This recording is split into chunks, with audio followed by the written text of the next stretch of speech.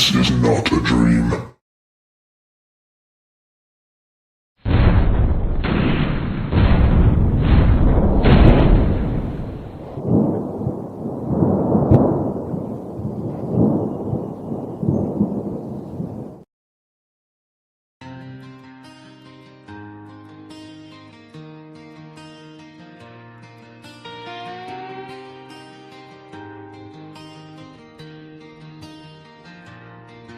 Phil walks the tree line when the sun goes down. Boots in the gravel on the edge of town. Backpack rattles with a lantern and a map, looking for the things that never make the trap. Old folks whisper when they see him pass. Boys been chasing shadows in the midnight grass. But Phil just smiles at the cold night air, 'cause something out there knows he's there. In the rustle of leaves, in the creak of the pine, in the fog where the footprints twist the line. He's the Dogman, Teepee hunter, roaming through the night, chasing ghostly echoes in the pale moonlight. From forgotten forests to the deserts deep, where the old bones hide and the spirits creep. With a camera and courage and a trail to see, he'll follow any legend through eternity. Yeah, the world's full of whispers most folks never see, but they all know Phil.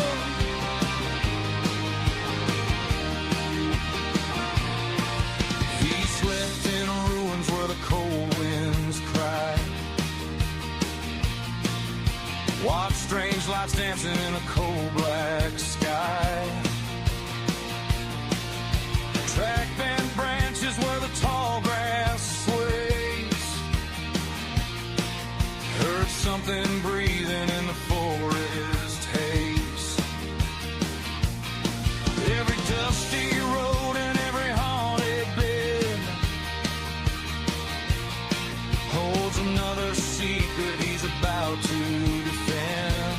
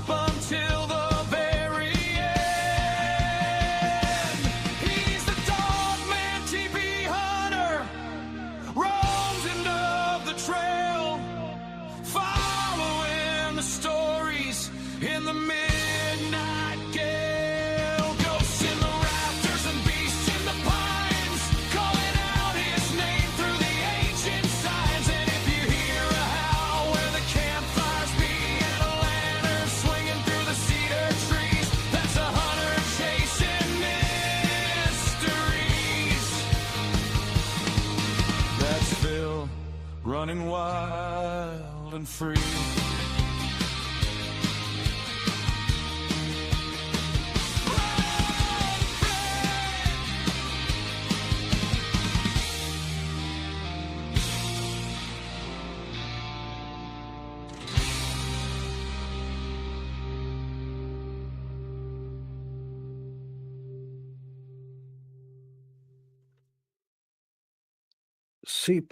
Supercalifragilisticexpialidocious boomerang. We're going to have a lot of long words on this one. A very good evening to everybody who's watching off to the Friday Night Files. This is a Dogman Teepee hunting production. And if you're listening to this, it will be on the Interdimensional Voyagers podcast as well. Thank you very much for being here. We've got a very special guest, very deep thinking man. No flies on him, basically. Andy Mercer. Now, anyone who is anyone in a paranormal field will recognize that name. So we're very lucky to have him on. Before we bring him on, I shall bring up the co-host as well, the flippity gibbet of Facebook, the gothic goddess of YouTube. Yes, Natalie Mosley. Hello. You know it's Mosley and not Mosley, don't you? I'm never get quite sure if you do that on purpose to wind me up or not. Yeah. It's hard to tell sometimes. Yeah. But Yeah. I feel like I'm going to need my glasses for this chat as well, so that I look a little bit more intelligent. I don't need these. Only put them on to make me look more intelligent. I was going to say, I think we both need our goggles there's no on lenses today. in them. There's no lens in this. It's just a frame. It's just your eyes reflecting the light. But do you know what amuses me as well? Is like your intro song. It says like Phil running wild and free, and I have these little visions of this little guy running around like with his little torch in the. Yeah, I do. Your hair sticking out in all directions, looking for Dogman in the forest. Yeah, usually in my gym jams or something, you know, on the leopard skin mankini. Yeah. Yeah. And then everyone's running after you, trying to get you back to the asylum. Yeah. No, they'll never put me in that rubber room again. Yeah. Although I did learn to manipulate those crayons with my feet quite nicely, actually. Oh, right, yeah. Do some nice artwork on the walls. It takes a little while to do, you know, when you're on your back with your hands behind your back, you know, trying to scribble your name out on the wall with your toes. Like chewing on the crayon ends. Yeah, I get there. How are you anyway? You all right? I'm not too bad, thank you. It's a bit less windswept today. Yeah, I was going to say, did you jump overboard or something? What happened? What was it, North Sea? North? When? Well, your life jacket. Oh, I was trying to figure out where this one was going because the other day when we had the storm, I was driving back from the horses, come up the woods and over the hill. The rain was going horizontal and I nearly got taken out by a wheelie bin going across the road. It's back, so I was like getting flashbacks to that. It's like, to stop me drowning, just in case. I just want to give a shout out to Roxy's daughter, Ellie. It's her birthday today, so happy birthday, Ellie. Happy birthday. Happy birthday to you. Happy birthday to you. Happy birthday, dear Ellie. Happy birthday to you. Meow. She'll know that one. It's an in joke. Okay. Right. Okay. Right then. So what we're going to do, we're going to bring on our guest, Andy Mercer. Let's see if he's ready. He should be ready. I think he is. Yeah. Oh, yeah, he is. Yeah. Okay. Let's bring him on. Hello. Good evening. Very good evening. Yeah. I feel like I need to be in the dark a little bit more. We're being very dramatic today. Yeah. With a very sunny head. That's the reason I turned the light off. You can see it's now glowing. So. That's all right. You can stay in the dark if you feel better. It adds to the ambience. Yeah, yeah. How you been, Andy? I am pretty good. Yes, been quite busy working on my next book project, which is running a little late. It's supposed to be finished by now, but some other things going on this year. It's been a bit delayed, but it's keeping me busy and things are going well. I have one question though. I have to ask this question: where on earth did you get that music from? Oh, that was done for me. That was done by Kate Moonbeam. Yeah, she put it together for me. So yeah, Phil running wild and free. Yeah, I had one as well. But it sounded a lot like Evanescence. Oh, which was quite. And then there was a second version. I preferred the second version, but I can't remember what the comparison was. But it sounded a lot more dramatic. But it was more melodic rock than the Evanescence sort of like type rock. So I couldn't decide between the two. But yeah, we'll have to shoot it over to Phil. She'll have to have a word with Kate, see if she can make you one.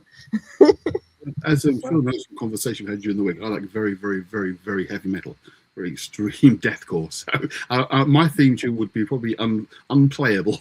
If I would have a I was going to say you're a little bit heavier than me. I was like, I'm normally listening to like things a little bit heavier than Evanescence, but I'm not quite that heavy. A band called Humanity's Last Breath, which is probably one of the heaviest around. It's a subgenre of deathcore called gent. It's like very heavy, so it would probably blow people's eardrums off. Yeah, I did play that on the storyboard I did for you for this show. Yeah, I did play it. It's actually, do you know what? It's not too bad, really. You know, it's okay. You know, it's okay. You know what I mean? It's not just. I mean, it sounded a lot like my mother, really. You know. Well, seriously, when she's got a very sort of deep and like she used to be an ex-smoker. You know, she's an ex-smoker. She used to smoke, so she's got. She's got that. Bless her. You would know that I used to be in a singer in a death metal band about 30 years ago, but I can still do the very deep growling voice, quite easily. So, which probably helped me deep anyway. But yeah, I can sing like that. Well, if you call it singing, I can vocalize like that, shall we say? That tends to be. Did they? I've got to take my hat off to some of these like heavy rock guys because they sing almost to the point of like. The larynx you can see reverberating in their throat. It's like kind of. I mean, do they put? They obviously put that on. They bring their voice down to that level, but it must when they leave stage. You know, I can imagine them sort of like talking like Tweety Pie. Well, if you know how to do it properly, it's actually quite easy. You use what's called the false vocal cords, which are in the back of your throat, but they can vibrate slower and heavier, so they can produce that very deeper voice. I like that. There's one band in particular I think is quite funny. There's a band called Lorna Shore, which I'm also a very big fan of. But their singer looks like he should be in a pop band. He's got like sort of blondish curly hair. It's all shaved on one side. But he looks like small diminutive bloke. He looks like he should be like a chihuahua, but sings like a bleating timber wolf. He's got a very powerful, deep voice when he gets going. And you just wouldn't imagine it to look at the guy. You really wouldn't expect it to sound like that. But he does. That's like a lot of them are shorter than they look because Danny from Cradle of Filth is about this high as well, isn't he?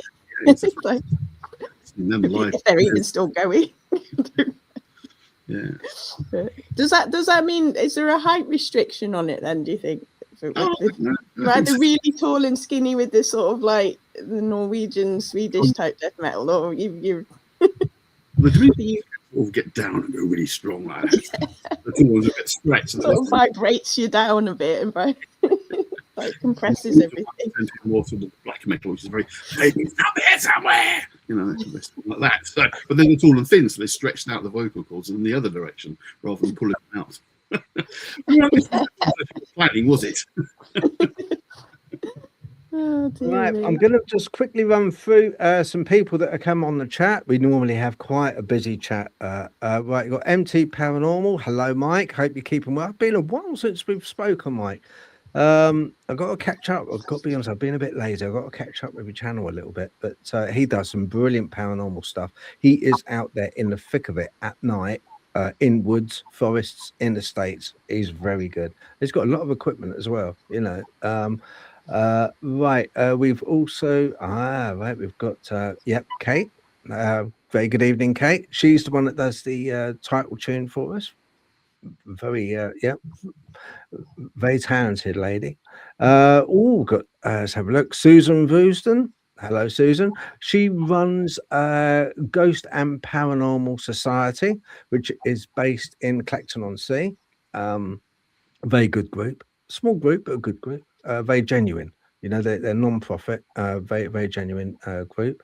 Let's have a look. See who else we have on here. Oh, hang on. We've got some. Got.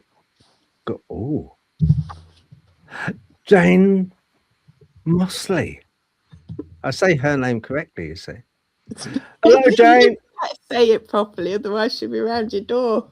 Yes. Around the ear off. I hope you're keeping well, Jane. That's My mum. yeah, that's her mum. For some reason, she likes listening to the podcast. I don't know why. Yeah. So I have to be on best behaviour every week. Yeah, so I have to be on good behaviour. I have to sort of when she's on the chat. Yeah. Or she'll send the mug back, won't she? Exactly. In pieces. Probably send it around my head or something. Like right, we have Drew Hollings. Hello, Drew.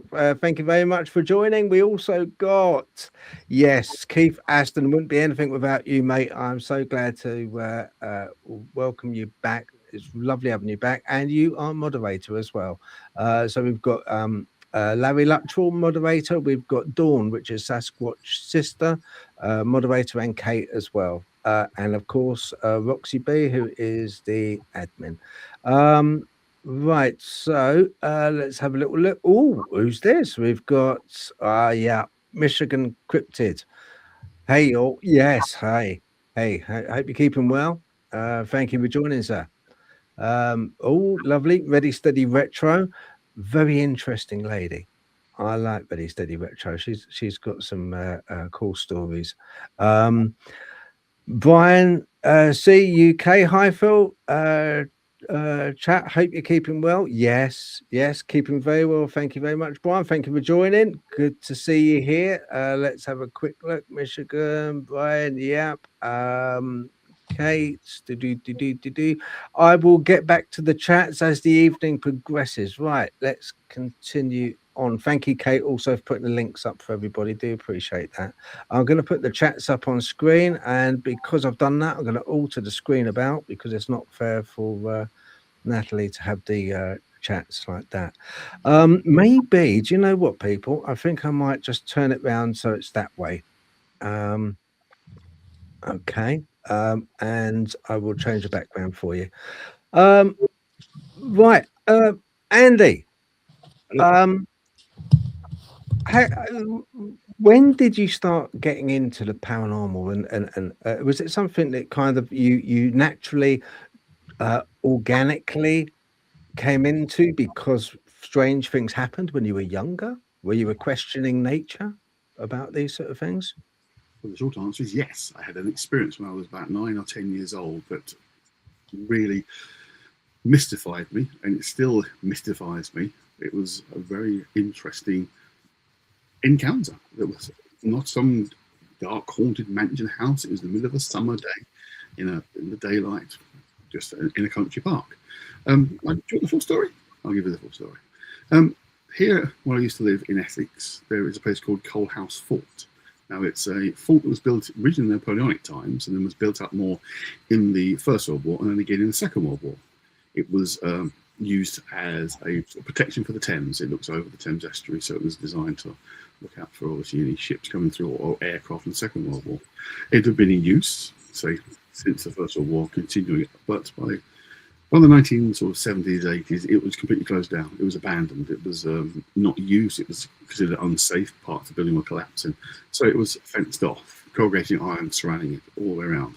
But it was in the middle of a country park. And my family and I used to go there quite often in the summer, as other families did, to sort of have a picnic or whatever, just sit on the grass and just relax. And on this particular day, myself, my brother, and one of the kids had got into the fort because the corrugated iron was surrounding it, but there were lots of gaps. It was easy to get into it. So we were in the middle of what would be like the parade yard, the court ground. It's quite large. It's gravel ground. It's just a large area surrounded by the buildings all the way around. Like it's surrounded completely. And we were playing football, and one moment I was just sort of looked up to one side of it, and I saw two men in military uniform. They were about 10 feet away from me, just walking past. And being sort of 19, I didn't go register at first. I okay. Looked away, looked back, and they were gone. But they were there for about 3 or 4 seconds. They were walking past, completely silent. Now, bearing in mind it's gravel ground. I mean, the kids were playing football. They were a bit away from where I was standing. But they were there. They just walked past me, and where they were heading was a brick wall. So there's no way they could have gone anywhere. Now, there was no kind of reenactment groups here or anything like that. It was just closed down, condemned as dangerous. So I have no idea who they were or how they were there. The thing I noticed was the uniform was like a sort of mid-light brown colour. They had like a webbing bandaging around the lower halves of the legs from the knee downwards, which I later found out is First World War uniform, not using the Second World War. So why the two were there, what they were doing, I have no idea. But they were there and then they were gone. But they were as real as anything, just completely solid people. And but there was no sound, there was nothing. So literally, I looked at them, and even now, because this is like sort of nearly 50 years later, I can still see them. It was like, what on earth was that? But it just, because I was a kid, it didn't really register until I looked up the second time and they were gone. I was, whoa, that is strange. I remember going outside back to my parents or my nan and aunt were there and said to them what I'd just seen. And was like, oh, really? Well, that's interesting. That was it. I mean, I don't really believe me for a moment. But I knew what I'd seen. It was absolutely 100% real. It was a summer's day, sunny, bright sunshine, lovely day. And there were these two guys, no more than 10, 15 feet at most away from me, just walked past in military uniform. And it really was one of those moments of, what on earth? And I became quite obsessive with the idea of what on earth I'd seen, and went to the library. And of course, I knew of ghosts, that kind of thing. I got getting out books on ghosts and reading about ghosts. And from there, really, that sort of began the interest. It kind of just grew and evolved from that first experience. When I say it was no more than about 10, 11 years old at most. And it was just one of those things. It's like, what on earth did I see? And it's always stayed with me as an interest because there's very strange experience. So that's really how it began for me. Did you tell a responsible adult that you were with, basically like parents or? Yeah, so I went back to them and said, I've just seen these two men walking around in uniform. And their response was, oh, really, darling? That's nice. It didn't believe me. It didn't believe me at all. But, that's nice. Oh, great. It's funny, as I got old, my dad's actually got some interest. My mum doesn't believe any of this sort of stuff, but I know what I saw. You know, it wasn't imagination. It wasn't me just making stories up. I just saw those two men as real as anything.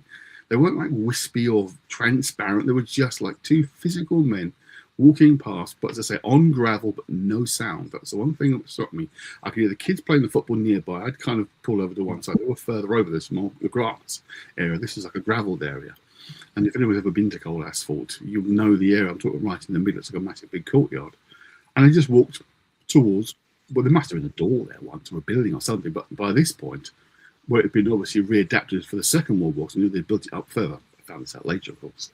So they changed the layout to become bigger and was different. So they're obviously walking towards what would have been perhaps a door when it was in the First World War. Because that's what they were wearing. And again, it was used in the First World War because we're looking for zeppelins going over and of course ships coming across, and they did shoot a zeppelin down apparently during the First War at the base. So it saw action.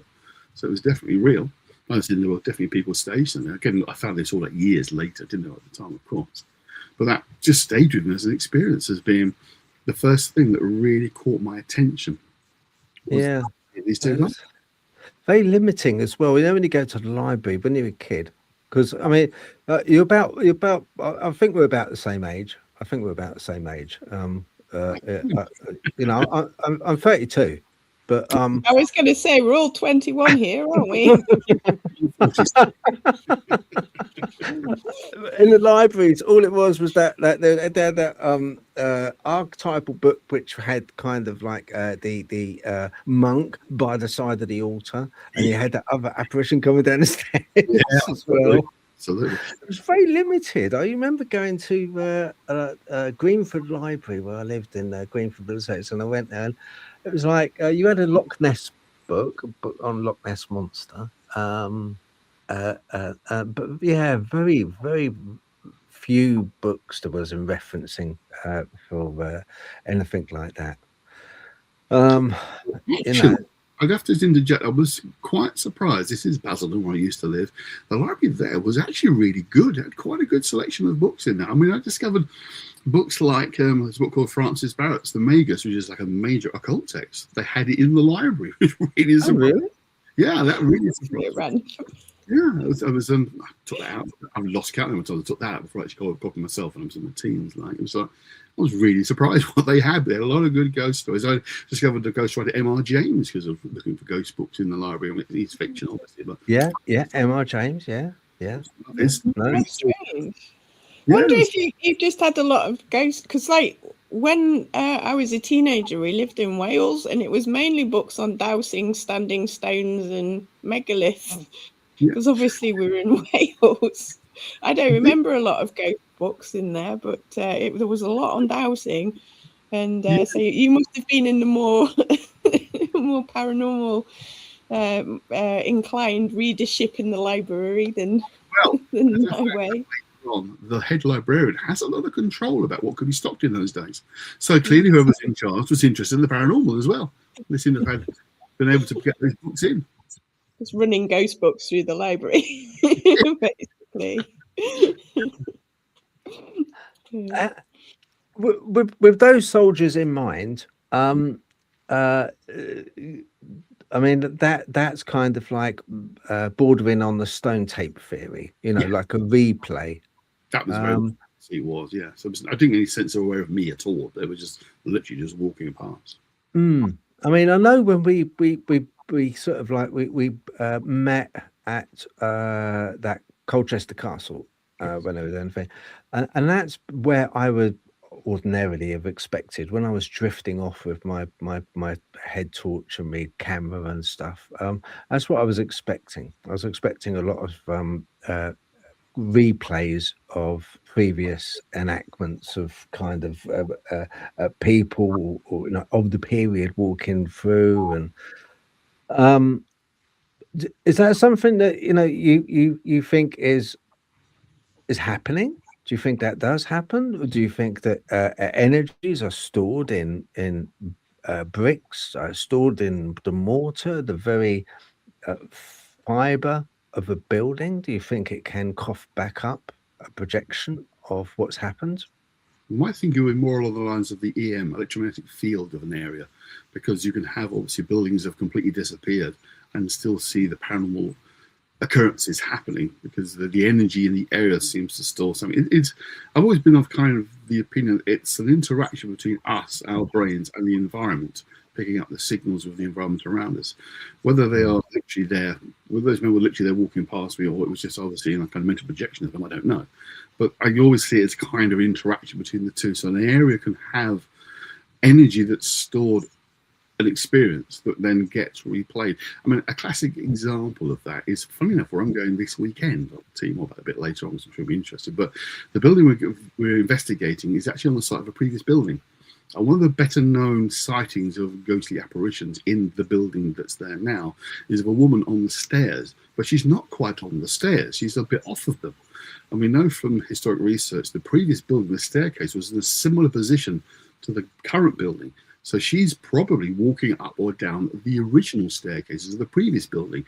But because they're close to each other, she appears to be near them, but not on them. So, you know, the building's gone, completely demolished. There was a small section of it left, actually, but that particular area of the building's completely gone. So it leaves the question of the building that's there now was never lived in. So whatever you're seeing is a replay of a random event from the previous building that somehow gets replayed. I mean, the question you have to ask yourself, which would be, if there's no one around and no equipment around, do these things ever get seen? Now, we know we've all caught stuff on camera that have been locked off in rooms where no one's present, and it's captured stuff. I'm sure you've had that. And of course, we are there, we see things ourselves directly. But if there's nothing there to record the event or energize the area's energy, which is what I think happens with cameras as well, they're interacting there, then does anything actually occur? But certainly the idea that it's the environment, the energies in the area that are what are recording these events, and something triggers the replay. again, don't exactly know what the mechanisms are. I don't think there is a rationally definable mechanism you can say this is the reason why these happen. It seems to happen almost at random. You can be at a place for days and nothing happens, go a dozen times, get 0. Next group to go there, get something fantastic the next day. It's like, well, why did I not get anything?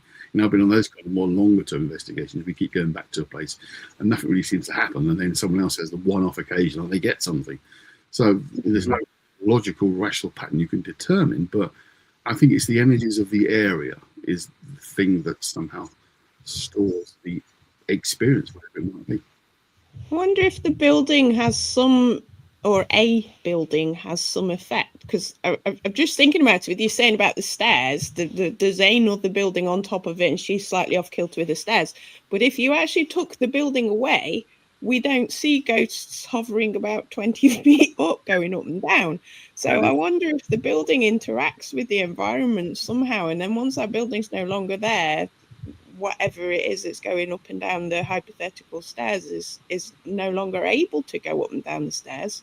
Or whether, like you say, the building itself is interacting with the environment and creating a field of sorts, and then once that goes, like the field collapses a bit, and that's why. Because otherwise, I was just thinking about it. When they drop all the high rise flats and that, and they do the demolishing and that, and if you think you have like a haunted apartment, you'd be seeing people walking around about like 10 stories up, wouldn't you? It'd be like, what's going? I mean, I don't know if they do, like you're saying, whether we just don't clock it because there's nobody, close enough to see it.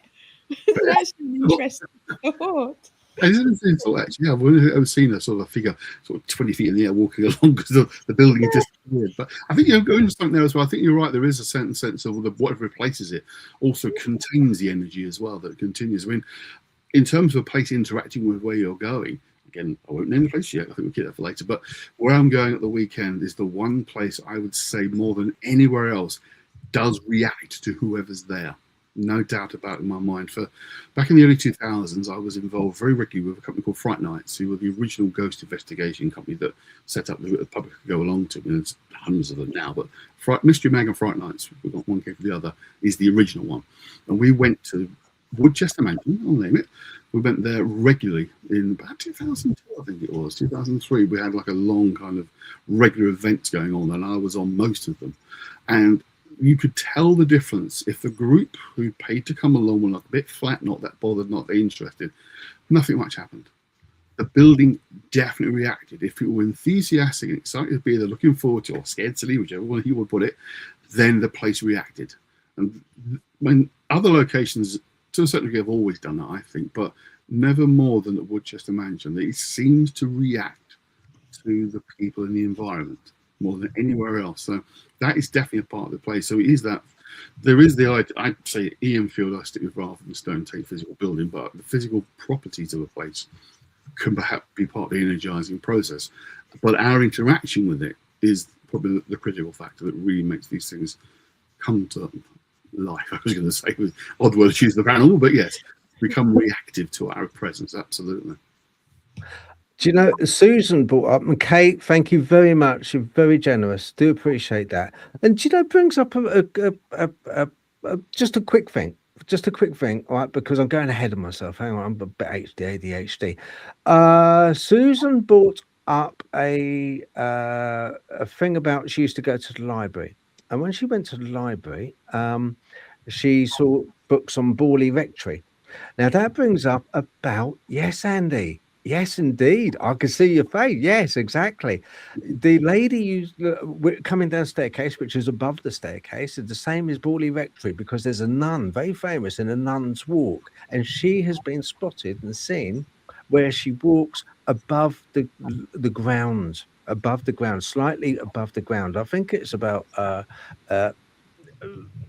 there was a local builder, famous local builder, doing some works there with colleagues, and he saw the nun, and she was actually floating above ground level because obviously the ground was higher then. It's just sunk since the time she was deceased. So it bears out. It does bear out what Andy's saying with energies then. And the energies then being static Hmm. and just replaying that static replay, you know, and it's almost as if they are incapable. They are incapable of adjusting to the reality that we're looking at the moment, but we're still able to view them in their static state and running through their life that they had. So it's a strange thing. But Brawley Rectory, yeah, that when I saw that message, I thought, oh yeah, that's a I'm going to just put up quickly because you have, Andy, your Facebook page. Just want to show people your Facebook page here. Right, we've got Ninth Circle Press. This is Andy's Facebook page. 3,400 followers. Wow. That puts me to shame, honestly. More for the occult, to be honest with you. That's what I'm probably best known for these days. Do you have? Were you going this weekend? Have you put it on your Facebook? Where you going? No, I won't yet. Usually after the effect, after the event, shall we say. Okay. Oh, you're a Jean-Michel Jarre fan. So am I. Piece of music. You have to listen to Equinox on the Equinox. I mean, it's got to be done, isn't it? I've been doing that. Yeah. Yeah.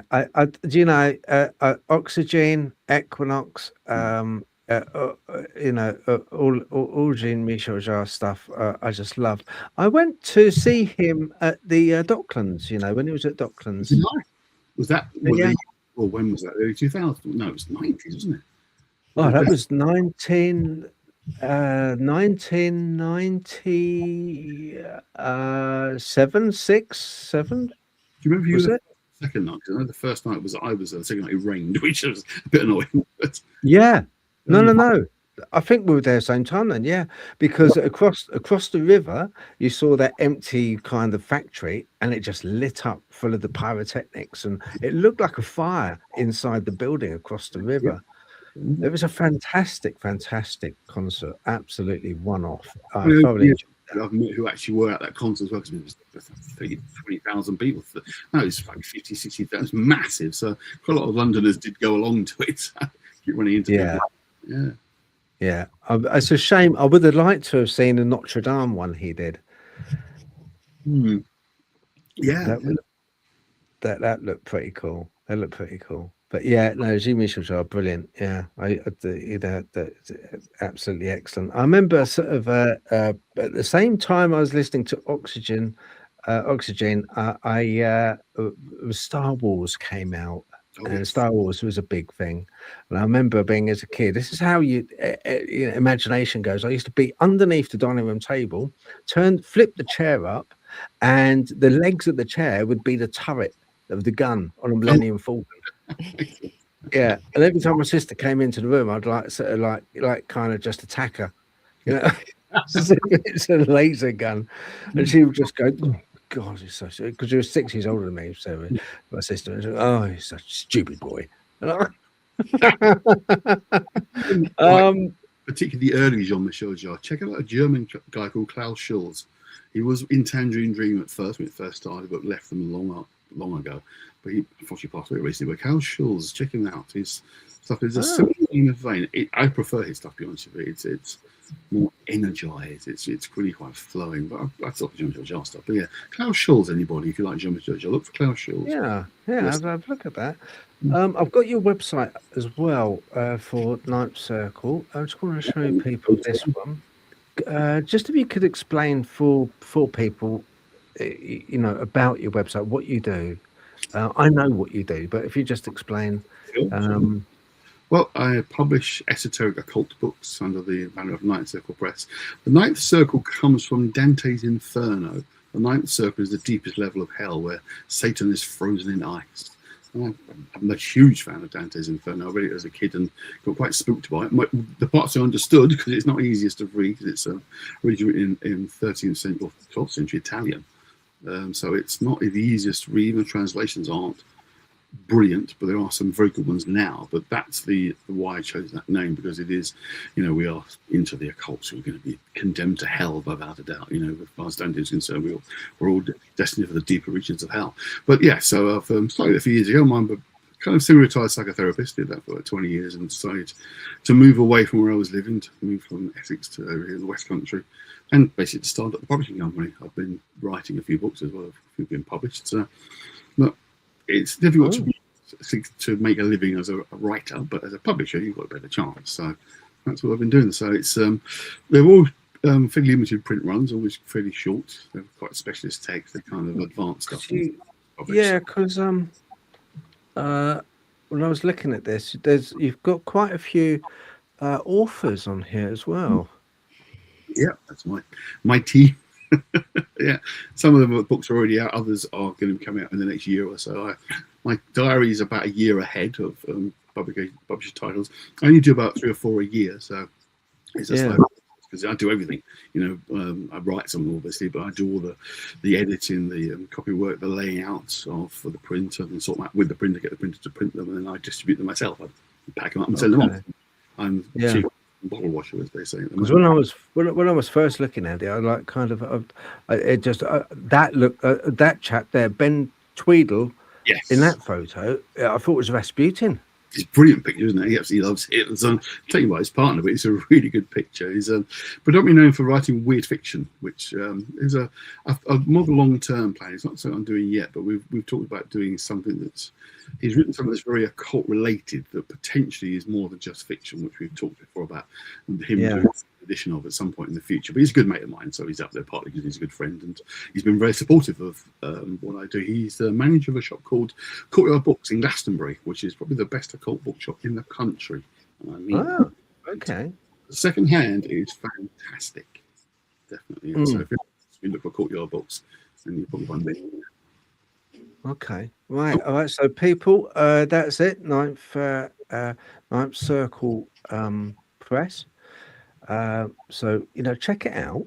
Okay, and if at all possible, kind of like give a review. That's always possible. And also with Andy's Facebook page as well.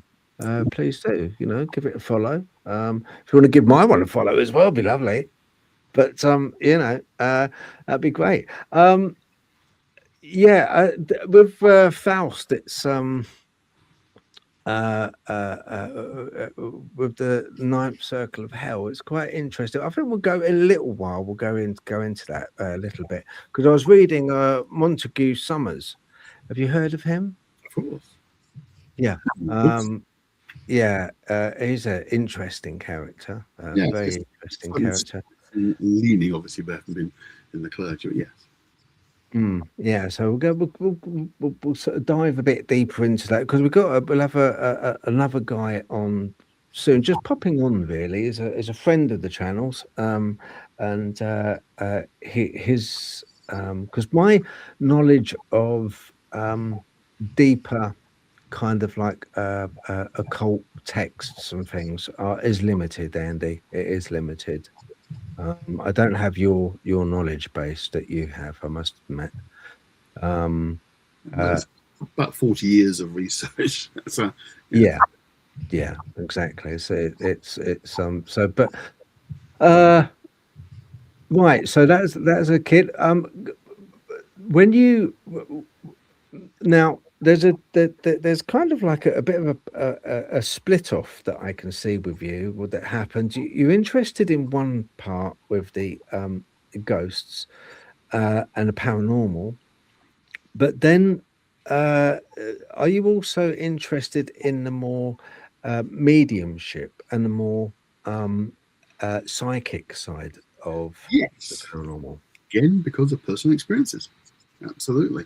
I can give you a kind of there was a sort of a bridging moment between the two areas. I mentioned briefly that the library had things like Francis Barrett's The Magus. They had books on the occult in there, and I was interested as a parallel to the ghost stuff as other books.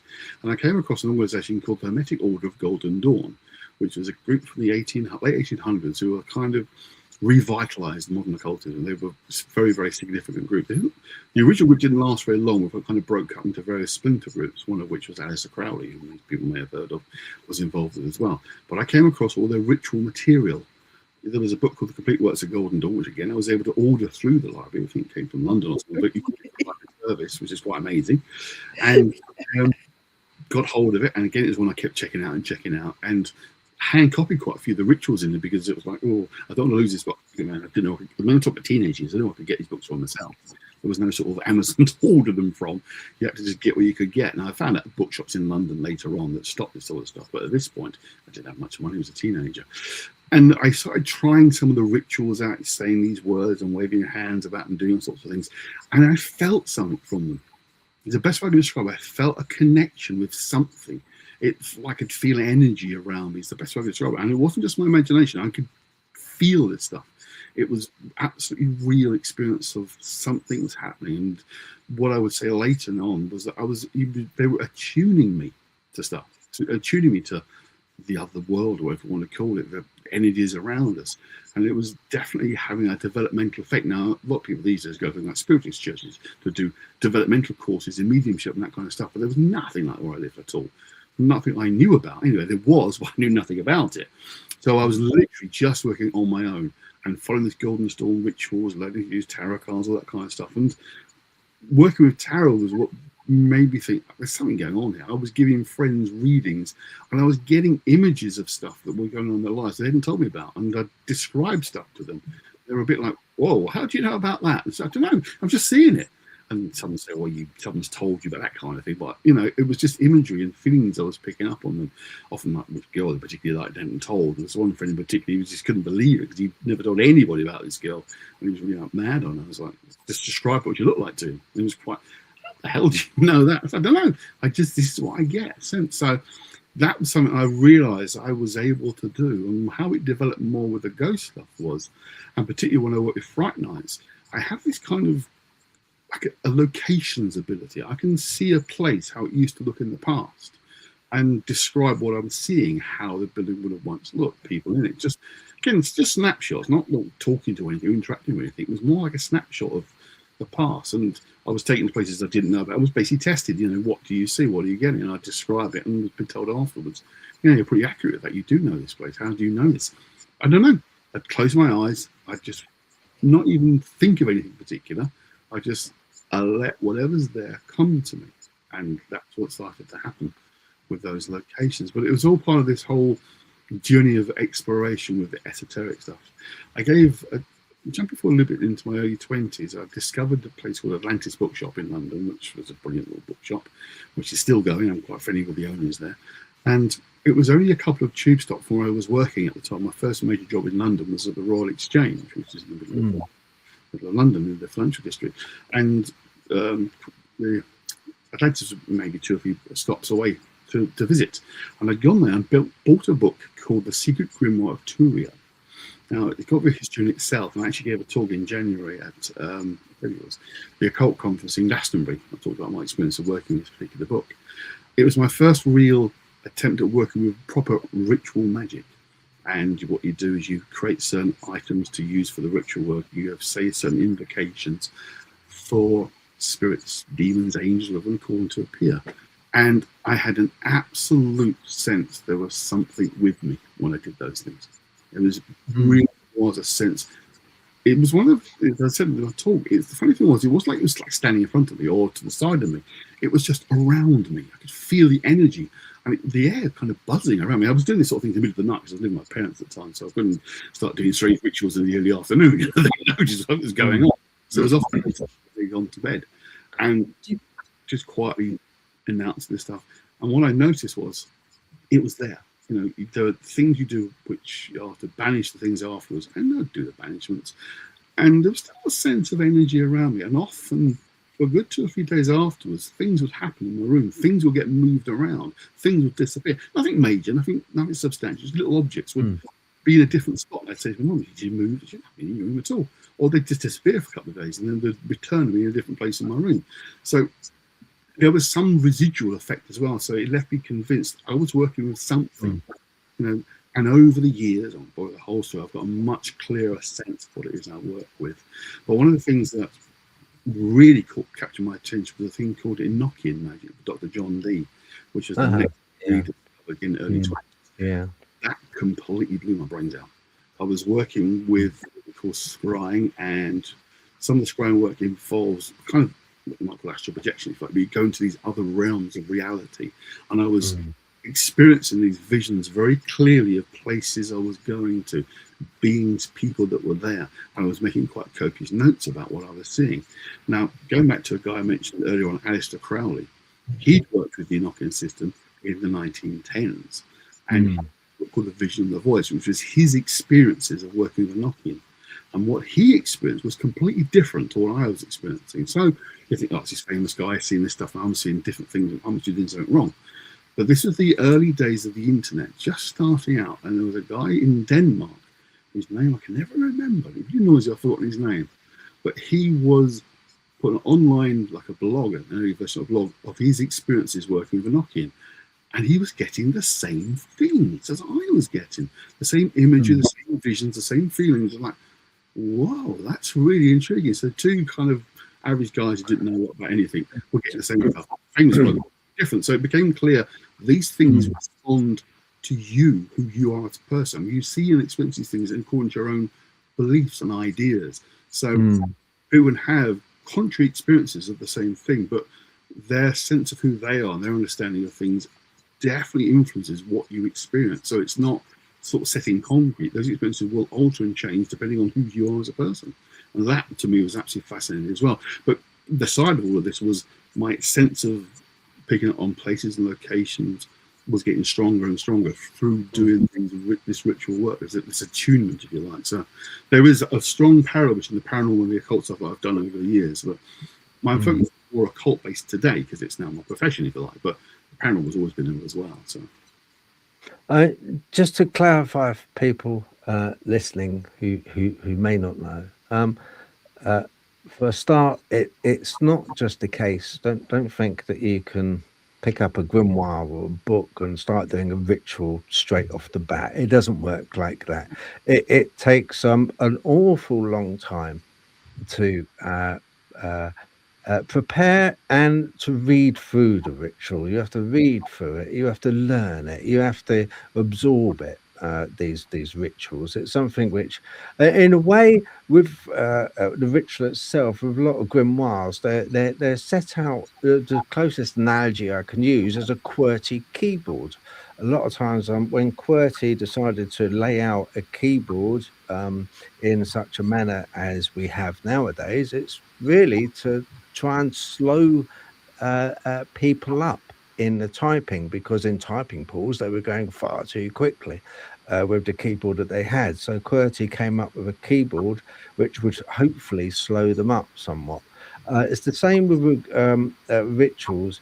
They're written in such a manner that they slow the practitioner up. They make the practitioner think and absorb the ritual. These rituals are not something that you can just pick up and do. So don't think it's anything like that. To do properly, you have to actually be quite learn it. Like you're going back to school, you have to learn it, absorb it, and take it in. Do you think that there's a part of this which is psychosomatic from the point of view of feeling? I understand the guy in Denmark having the same. That is interesting. That is very, very interesting. The same experience and thoughts and sight. But do you think there's a certain amount of psychosomatic intention there? You're doing this. You're doing something which is let's find naughty. Yeah, it's like kind of you're looking in a naughty book. You're looking in it's one of these things which is fundamentally not mainstream. It's fundamentally not mainstream. It's something which is on the peripheries of literature, very hard to get a lot of times, you're invoking. You're trying to invoke a state of being, or you're trying to invoke an entity, even Enochian, with Enochian and John Dee. He was fascinated with the idea of talking to angels. That's where Enochian he wrote a very famous book, John Dee did, pamphlet, wasn't it? I think actually. Yeah, he was fascinated with getting in contact with angels. But that's the thing. I mean, can we segregate? Is it possible in doing this with Enochian law to sort of segregate the angels from other entities? Do you Well, think? there's a lot in what you've just said, and let's unpack some of it. The first thing to say is that the angels and demon definition is a medieval concept that predates a lot of our thinking, but it's certainly by no means the only way these things are seen. It's only a relatively recent idea. There's strict division between the two beings. You could ask the question of, are they actually discrete entities that exist in heaven or hell? Personally, I think not at all. We're dealing with energy beings, is the best way I can put it. That will, again, I will always emphasize this, they respond to how you work with them. Your ideas and beliefs that you bring to the table will influence what you experience. That's been absolutely my experience. And I don't think they have set identities of their own, because you can, say, for example, Goetic magic, which is described as being working with 72 demons, quote, demons. They don't necessarily respond as demons. They don't appear sort of flaming or whatevers and big horns and roar at you or anything like that. They have certain forms they may appear in, but if you expect them to look a certain way, they'll look a certain way. If you don't have any expectation of what you expect them to look like or behave like, then they don't behave the way that you think they're going to. They don't do anything particularly. If you expect to be scared by a demon you've summoned, it will come and scare you, because that's what you're asking it to do, effectively. It's not taking a form. But what I found particularly interesting is I work with systems as desperately far apart as Enochian and runic magic. Now, why on earth would two systems totally different to each other both produce results? They do, because whatever it is we're working with takes on a form that connects with what we're experiencing. John Dee and the Enochian system is a good example. First of all, John Dee called it angelic magic. He didn't even use the term Enochian, that came later. He was specifically trying to speak to God about how the universe worked. He was incredibly learned. He studied all the major sciences of the time and wanted to understand the fundamentals of how the universe is working. And he came to the conclusion the only way he could do it was to speak to God and the angels, which is why he started using scrying. Scrying was a common way in those days of basically looking into a crystal ball. That's where the idea became famous, or bowls of water, or mediums like that, where you could see images within them. And he used a guy called Edward Kelly, who was the third medium he used, and got these results and started see. Kelly would see things in the crystal ball, and Dee would make a note of what he was seeing, and they became the diaries that he kept, collected, which were never meant to be published, by the way, only ever for Dee's personal use. But quickly, the beings that Kelly was seeing were not traditional angels or even demons. They were beings whose names had never been heard or seen before, that seemed to be responding in different ways to how a biblical angel might. It raised interesting questions. These beings were telling Dee through Kelly all sorts of things that were not of a Christian idea, but not of an evil idea. They were just different. The idea of the origins of life not being from just two people, the idea of Adam and Eve, they said that wasn't the case. They were saying things that were almost much more scientific in the broadest sense of the term than anything sort of religious. It was quite a different set of things that were coming out. And what we were given through Dee's diaries, the collection, was how to work the quote Enochian system, although we have no record of them ever using it themselves. Now, some of their notes and records went missing, unfortunately, got destroyed at the Great Fire of London.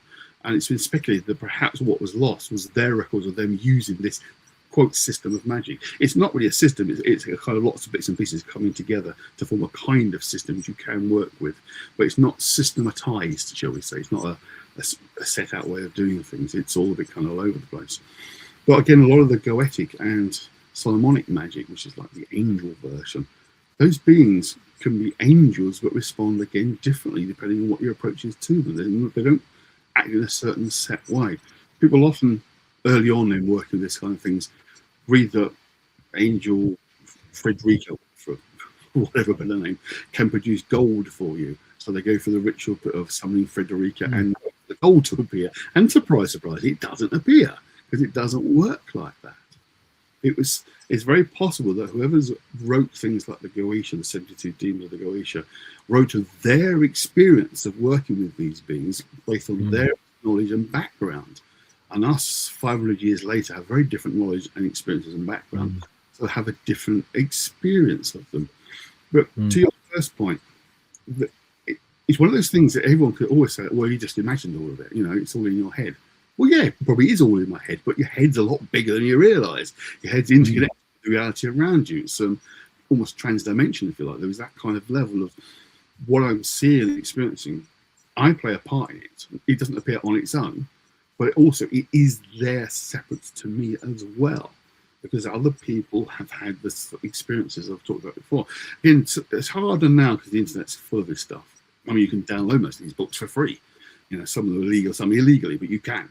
But back in the early days, there was very few people practicing this stuff, and they would perhaps meet up and talk about what they experienced and notice the similarity, even though they're both, you do a ritual at the same time, but separately, come back and compare notes and think, actually, yeah, I got that as well. I had that same kind of feeling too. There's a continuity. Yeah. That's. I mean, I'm of the same school of thought when it comes to these entities. I think, you know, kind of to pigeonhole them into convenient, you know, demonic, angelic. I think in a way, you see, I'm a big believer that a lot of what we're experiencing is connected. Is all connected. It comes from a single origin. And I think that we kind of like dip into this energy, this all-pervasive kind of like river, this flow of energy. We dip into it, we dip out of it. And I've said before that, you know, we have our brains, but we have the consciousness, and our consciousness is external to us. And I think we dip into that and we share this consciousness. And I think with entities, a lot of times, I would not be at all surprised if you contact using occult means alien entities, literally alien entities. I would not be at all surprised, even though you're going through a very ancient old ritual. I think what could come through could be construed as being an alien entity, honestly. Exactly that, except I am very much in the camp of what's called the ultra-terrestrials. That these are beings that aren't from other universes, galaxies, planets. They are here with us, but just a different here. That they can cross into this here instead and manifest. I mean, it's a whole other topic really, but yeah, my personal thinking is those beings who work with ritual magic, the ghosts that we encounter, the aliens that we encounter, are all the same thing. They come from the same source of whatever that source is. They're from the same thing. I mean, there's a very good TV show that was based on the Ray Bradbury novel back in the 1980s called The Martian Chronicles, which I saw as a kid. And there was something in that really caught my attention and made me start thinking about this. There's a scene in which there's a priest who's setting up the first church of Mars, literally the first Christian church on Mars. And he's in the chapel, and it's late one night, and you can hear a movement in the back of the chapel in the sort of semi-darkness behind. He looks back, and a man steps forward, and it's Jesus, completely with holes in his hands and the crown of thorns bleeding on his forehead. And the Jesus being says to him, "You are doing this to me. Please stop doing it. It hurts." And the priest is like, I mean, I'm paraphrasing, obviously, but the priest is like, "What do you mean?" The Martians themselves, their identity is from the people who see them. So because he was a Christian priest, he saw a Martian, but he appeared to be Jesus. And because he was manifesting as Jesus, he was bloody painful. He had holes in his hands and feet and bleeding from his forehead. And that really struck me as that actually explains why people see different things. Because whatever it is manifesting from us. Because it's single, because it's a single origin. We are almost like the I've often said to people that, look, like you say, it's along the same lines. I could very well go out and see a ghost or hear a ghost, and somebody standing by the side of me would see and interpret the same event completely different, Absolutely. because it manifests itself in such a way that it makes itself acceptable to the viewer. Yes, exactly. It's Um, so it kind of, if you go out looking for aliens and UFOs, undoubtedly you will see a lights in the sky, and you will see a alien entity. If there is, if you see an alien entity, you will see an alien entity. You will see like the and a lot of it is very absurd. When it appears to people, it's in a very absurd manner. They might be dressed as a clown, which has happened yeah. in Essex. They may be dressed in such a manner that they look like the Flatwoods monster with a aura around them. And once again, you get this smell with the entities. You get like this stench of sulfur and rotten eggs, and almost like vinegary smell as well. You get a smell with these aliens, which parallels very closely to normal paranormal ghost entities, where people go and go, yeah, I've got I saw a ghost. Yeah, I did see it, and tapping. I heard a lot of tapping on the window. Really absurd, strange things which happen, which is they almost present themselves in a manner which, if you were to recount your experience, no one's going to believe you, because they've shown you in such a manner that it is absurd. Yeah. But there is traits, as you say, there's traits with all of this which bleed over into one another. The tapping, that is people like tapping on a window, tapping on a door. Don't answer the door. When you hear tapping, and usually it will tap 3 times. Knock, knock, knock. Pause. Knock, knock, knock. Always in 3. It'll always be in 3. And then you get the other side of things with Men in Black. So you get the paranormal side. Don't ask a evil entity in your home. Don't ask them in. If you ask them in, you're asking for trouble. Don't ask them in. So you get Men in Black. They turn up at your door in godforsaken hour, saying that I would like to talk to you about a sighting you had. The one thing is, they ask for permission to enter. Same type of thing, isn't it? It's a strange. I do absolutely 100% agree with you, and I do think, Andy, that you completely right. There is, and we've got to start thinking a little less, because at the moment, with a lot of the groups, and a lot of the social media is fractured, and it's fractured into very close cliquey groups, and these groups, because they're so introvert and into whatever subject they want to believe in, Bigfoot, they won't believe it. They won't comprehend the idea of Dogman. Dogman groups won't comprehend the idea of Bigfoot. That you'll get paranormal groups that won't even entertain. Well, they pretty much hate everyone, but they won't entertain the idea of aliens. Alien groups, they're all kind of like fractured, but I believe that we should embrace all of these entities and all of these experiences as a whole. Do you think that that's the right way of thinking? I agree. It's one of those things of which we are seeing this more and more, the fracturing of groups. I mean, there are psychological reasons behind that, which we haven't got time to go into now, but it's a feature that's been happening since the last sort of 5 years or so, especially. I mean, Bigfoot's a good example, actually, and the vitriol hatred between the 2 Bigfoot camps. You had Ron Moorhead on recently, who was part of these interdimensional Bigfoot idea that they're not fully normal cryptid creatures. There's more going on, and I tend to lean that way myself. But then you get the ordinary flesh and bone Bigfoot believers, and they hate each other. But we're even on to entertain discussing the alternative possibilities, that because the flesh and blood Bigfooters want to be seen as scientific and rational and quote normal, when they see the interdimensional Bigfooters as completely crazy loonballs. But yet, much of the evidence leans that way for something to be missing for so long, to be able to evade any identity or capture something more to be some kind of flesh and blood creature that we should be able to have captured by now. There's something more going on, so I think it leans that way as well. I think it falls in the same category as what we're talking about now, but I know from a friend of mine in America, the vitriol and hatred between the two groups is phenomenal. It really is. When you consider the average normally out there thinks we're all bloody lunatics anyway, so I wouldn't differentiate between us as being crazy. It's funny how it's gone that way.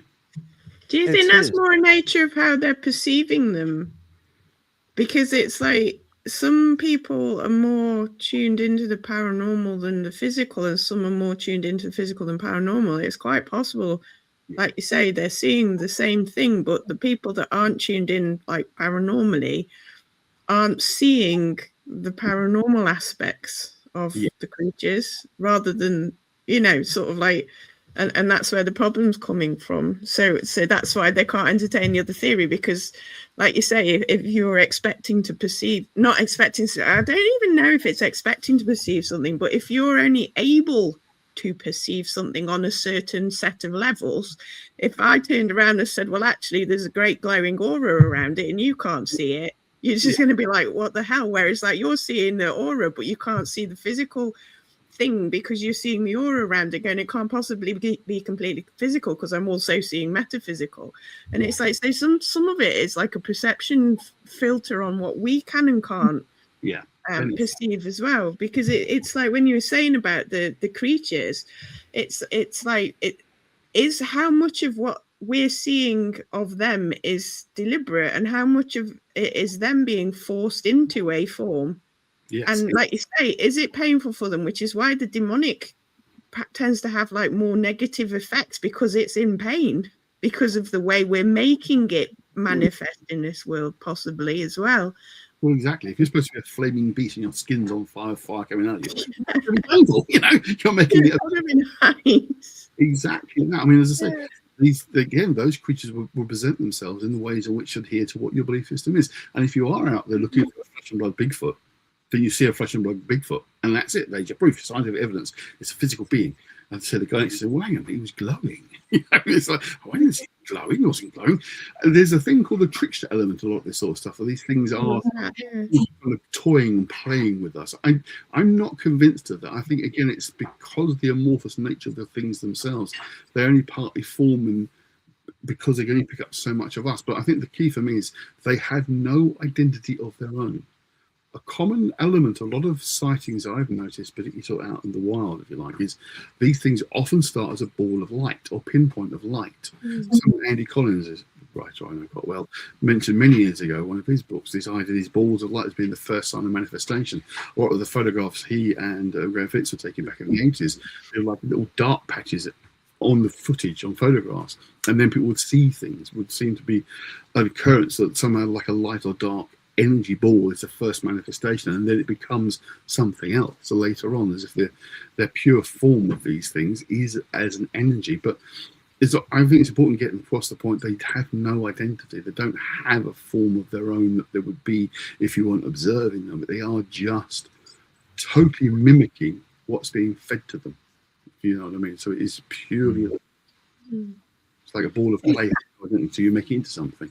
Yeah, the only issue I have with this is where you have experiences that you are not expecting. Like we had Daryl Denton on last week? Time's a bit screwy at the moment. And he had literally no idea that there was Bigfoots anywhere near him, didn't know anything about them. Grandfather never said anything until he was, I don't know how old he was, but he was old enough to, to be off on his own hunting with his mates. And it's like, and he literally didn't know what he was seeing.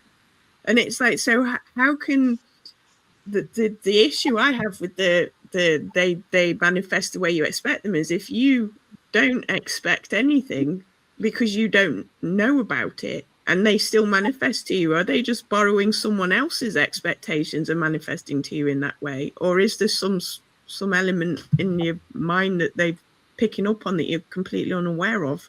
Well, as a psychotherapist, I would say there is an element of the subconscious playing a part, and it's the images being drawn from your subconscious. And if we talk about the collective unconscious is a reality, which as a Jungian therapist I think it is, those images exist deep within us anyway. So there is a level they could be picked up on. But are you saying the guy had no idea about Bigfoot before he saw what he saw? Yeah, I think he said, didn't he, that because he was so shocked. He literally jumped 23 foot out of a tree because he didn't know what he literally didn't know what he was seeing, wasn't expecting it, hadn't gone looking, he was hunting. Well, I would say it's in the American, it's particularly collective psyche of the Bigfoot phenomenon, because it goes back to long before we arrived over there. So it's in their collective psyche anyway, the concept of Bigfoot. Because Bigfoot is a fascinating one for me because it only really occurs in America. We have the Sasquatch in the Himalayas and in Russia, so there's possibly a link there. But there's very little record of these sort of beings wandering around Europe, for example, going back centuries, even when there were massive areas that were unoccupied, like the Black Forest, for example. There's no real stories of Bigfoot there. It's very much an American phenomenon. So it's something deep in the, pre-Columbian American society, the Native Americans, is something deep within them that I think is bleeding into our modern thinking as well.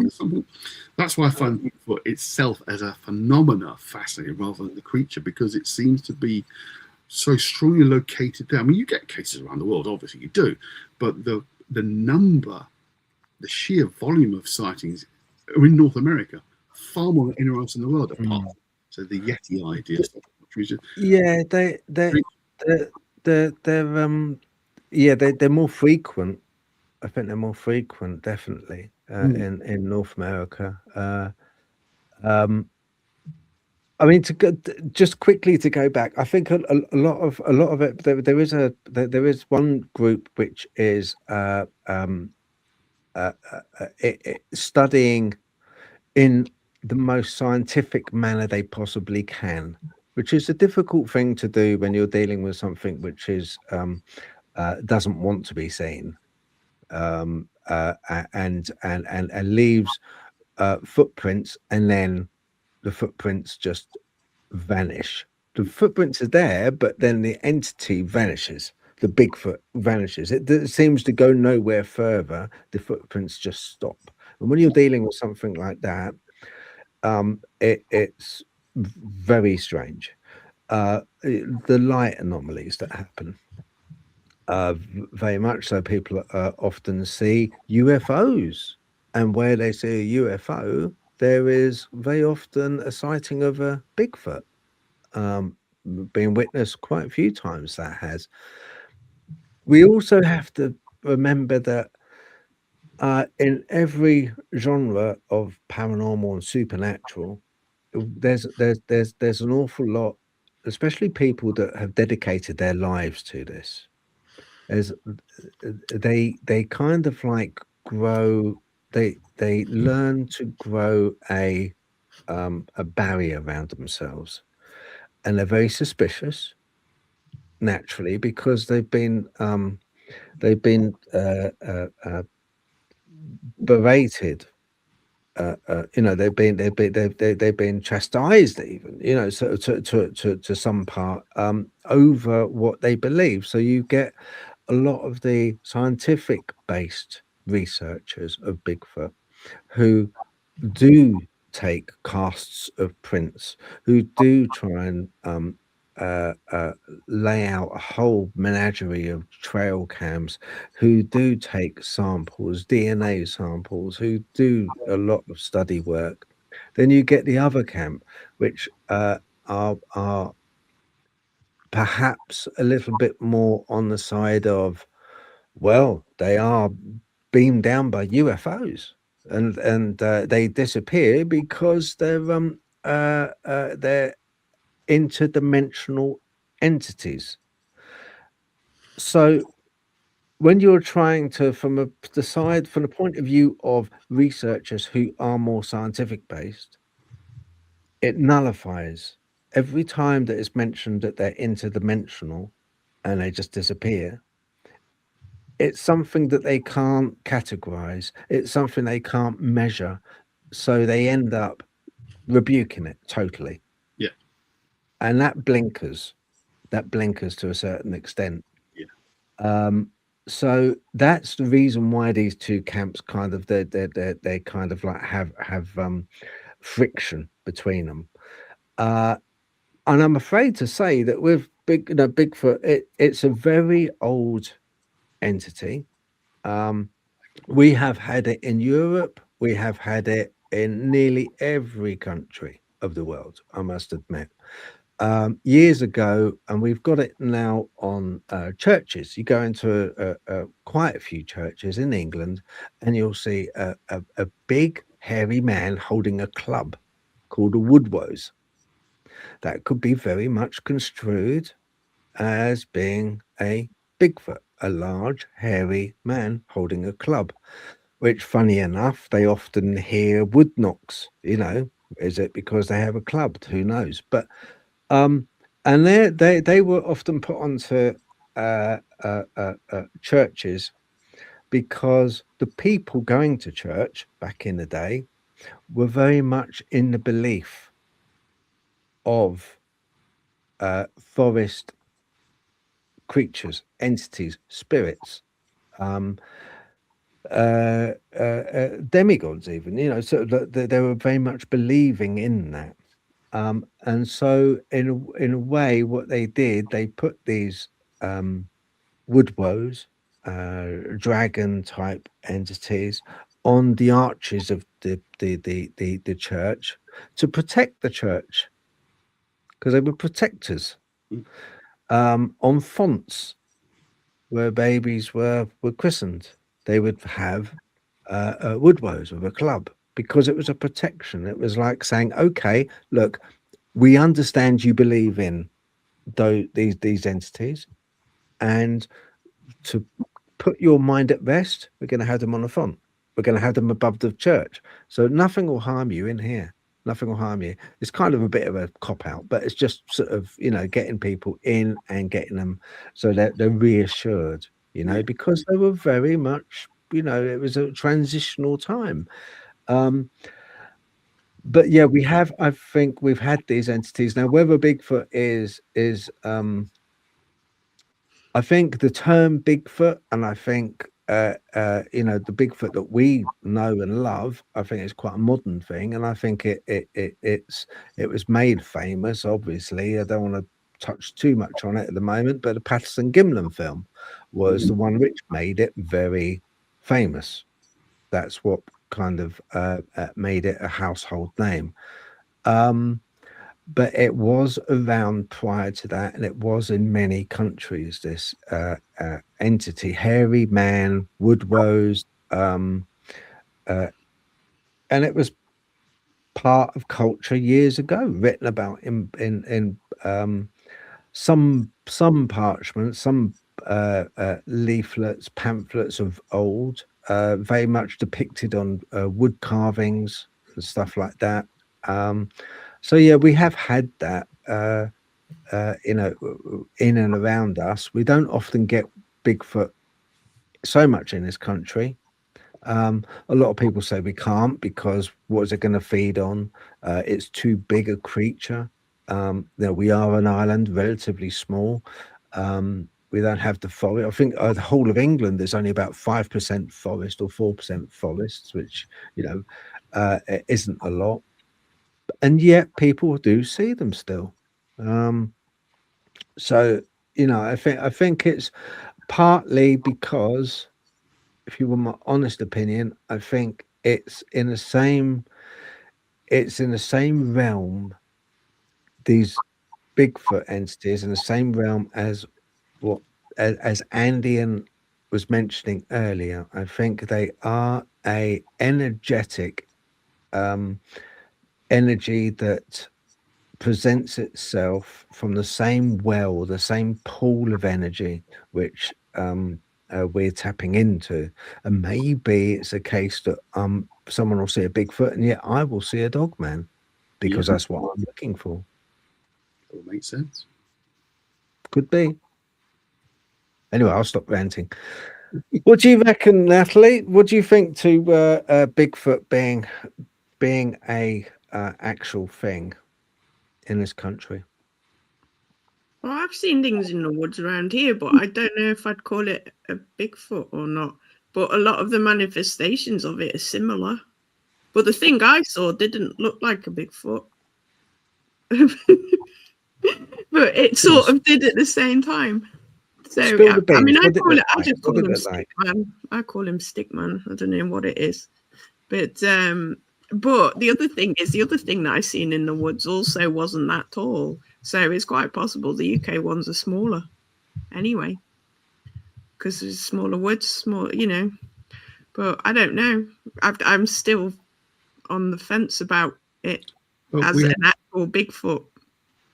we have a much stronger tradition, of course, of the fairy folk, the fae, which would be smaller beings, would be woodland spirits and sprites. That's much more what our history has recorded. One of the first books I wrote was called The Wicked Shall Decay, which you use for the title of the talk, of course, which was a collection of genuine spells and incantations that I got from my quite large collection of books from the Folklore Society, mainly from the Victorian times up to the 1930s, when sort of folklore interest exploded. People had sort of middle class had time to pursue interest, and the folklore gathering of stories and tales was very popular. And as I say, in these collections of books were genuine examples of spells and incantations, but also I came across lots of first-hand experiences that these writers had recorded of village folk seeing phenomena, seeing creatures, seeing small beings, often coming from hills or underground, that would manifest and appear from nowhere, that would act very strange and then disappear again. And they're often described as being smaller than human size, sort of gnome-like, dwarf-like. So in our history of strange sightings, phenomena, it tends to go more on that route of stuff that would, creatures that emerge from the underground or would appear from nowhere. There was a couple of stories that I read that particularly really stuck with me, that were really quite strange. An occasion where in Scotland, a group of people saw two, what they thought were children who had grey skin, who somehow managed, according to the report, teleport a cow off a cliff down to the beach and then disappeared. But they observed the cow go from the cliff to the beach, and these grey-skinned children seem to have caused it. Which, and I say, a number of people were supposed to have seen this phenomenon. It was again 1800s in Scotland. Another occasion when sailors were out, trawlers were out, came from Scotland this was, there was a small ship with a few crew, and they said at one point this being landed on the top of the mast. So it was about 4 or 5 foot tall, black with red glowing eyes, and stood there for about a day before disappearing. And that sounds for all the world like the Mothman. But this is northern Scotland in the 1800s. But they all described seeing this and being terrified of it. And I'm initially unable to fish, but after a few hours, it's just, well, just carry on fishing because we need the fishing. But this thing was standing on top of the ship. I mean, these are just random examples of some of the weirdness people were recording and experiencing.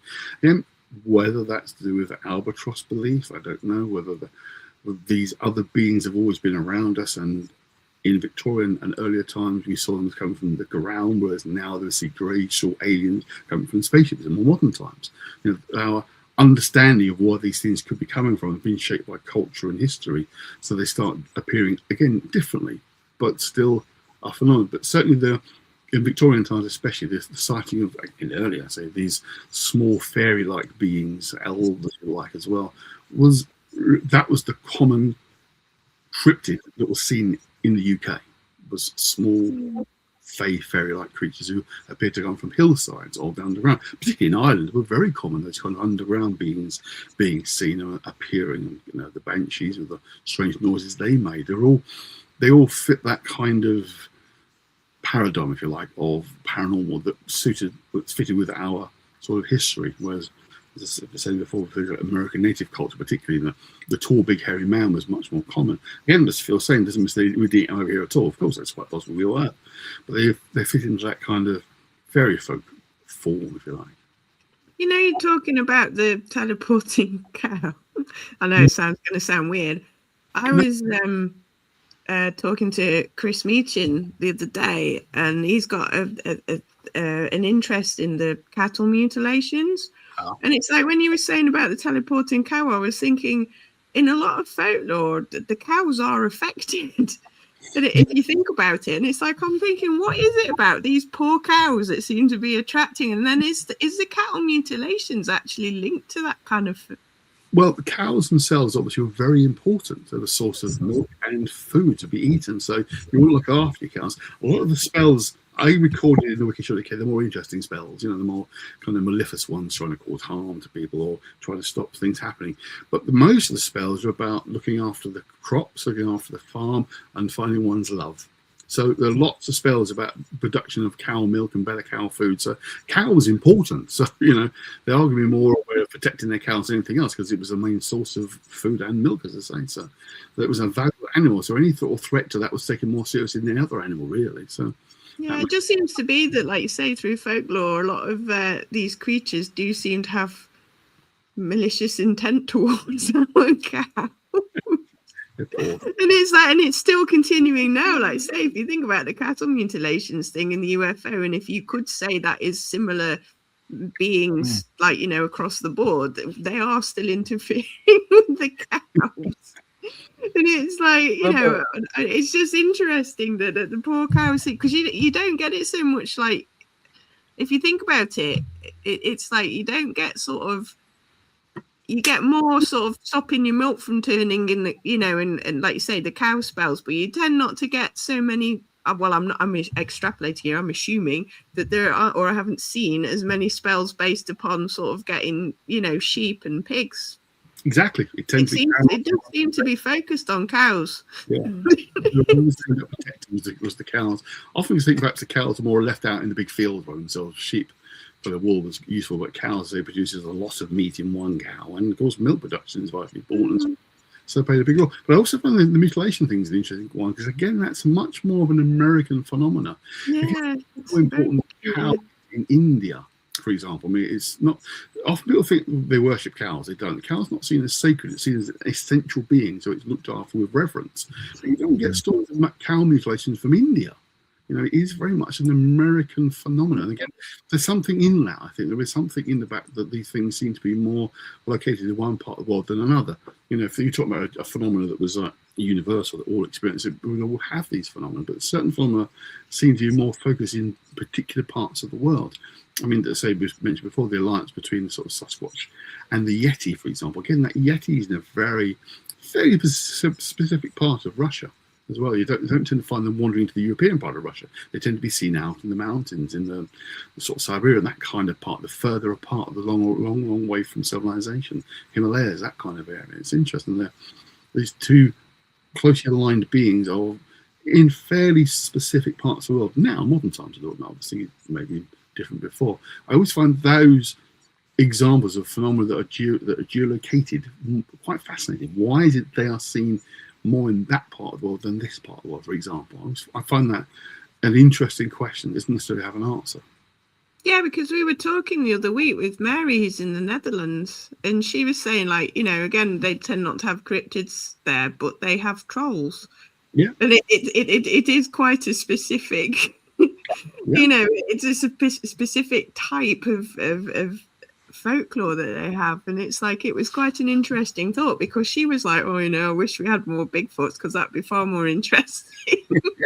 I mean, again, a very common phenomenon in the Balkan countries, particularly, are things like trolls and the kobolds, underground dwelling creatures. They are quite common in the Balkan part, the Balkans, the Eastern Europe, Southeast European. So again, it's more geolocated as well. But you get a lot of things called the Tommyknockers. You get predominantly in Wales, particularly the underground knockings in Wales. Again, you can argue there's lots of mines in Wales, of course, with the coal extraction, and then in Cornwall with the tin extraction. So a lot of mining areas, you get the Tommyknockers, but they're not so common up north with a lot of northern mining sites as well. So again, these are kind of geolocated. It's fascinating.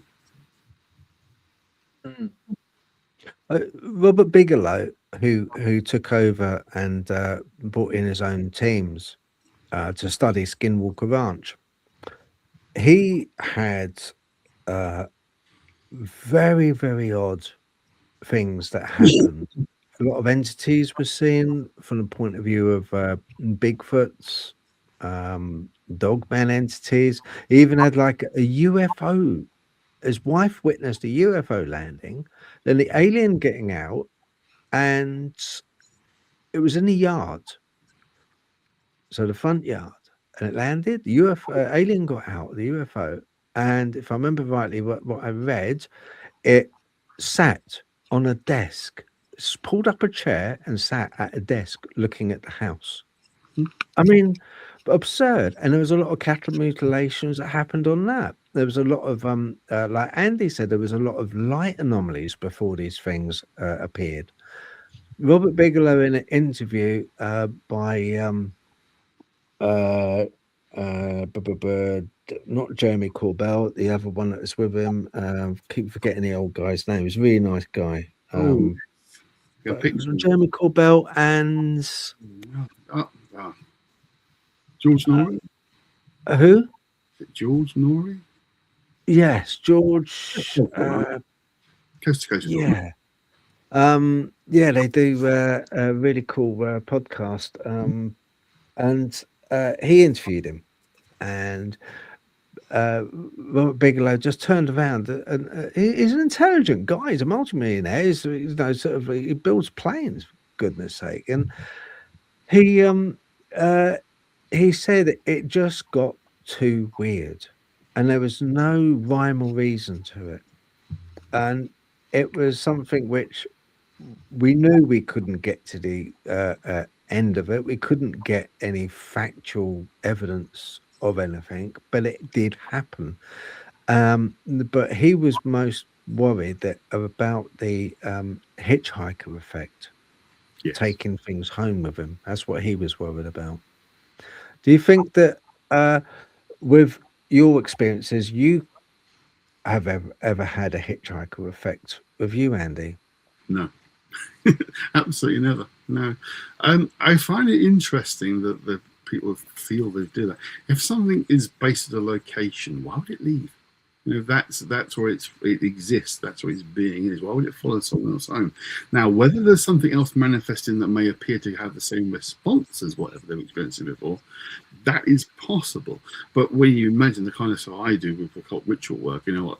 If anything came home with me, I'd say, well, you join the club, you join the crowd. There's other things already here. You might find that uncomfortable because they might not like you being here. But no, I've never experienced it myself, and I don't know anyone directly who has. I mean, people may have done, I don't know. But my own experience of it, that hasn't really occurred very often, because if you're dealing with something that's empowered, going back to the beginning, by the area it's in, be it the stone building or the EM field, as I prefer to say, it's allowed to stay there because it belongs there. It's located there. It's like, why would you go and sort of just drift off? You've got a perfectly nice house, go live in somebody else's house, or you've got your own home that you know well and comfortable with. To me, it seems unlikely. So it's not possible, obviously. I don't know. But going back to your saying about the Skinwalker Ranch, I don't know if you've been following the new series with the new owners, Brandon Fugel, and the TV series they've been producing, because some of the stuff coming out of that is very much leaning towards the notion of some kind of interdimensional effects occurring. This whole appears to be some kind of energy bubble that surrounds the farm itself, or the ranch. And if you pass through the perceived barrier, that's when things go really strange as you go through the barrier from within to without it.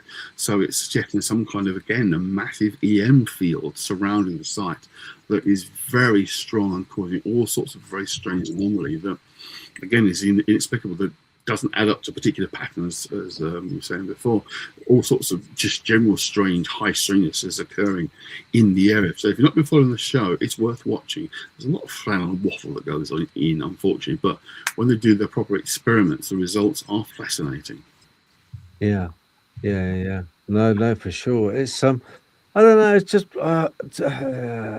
it's. Do you remember the Sandown Clown in the Isle of Wight that happened? No. It was witnessed by a couple of boys.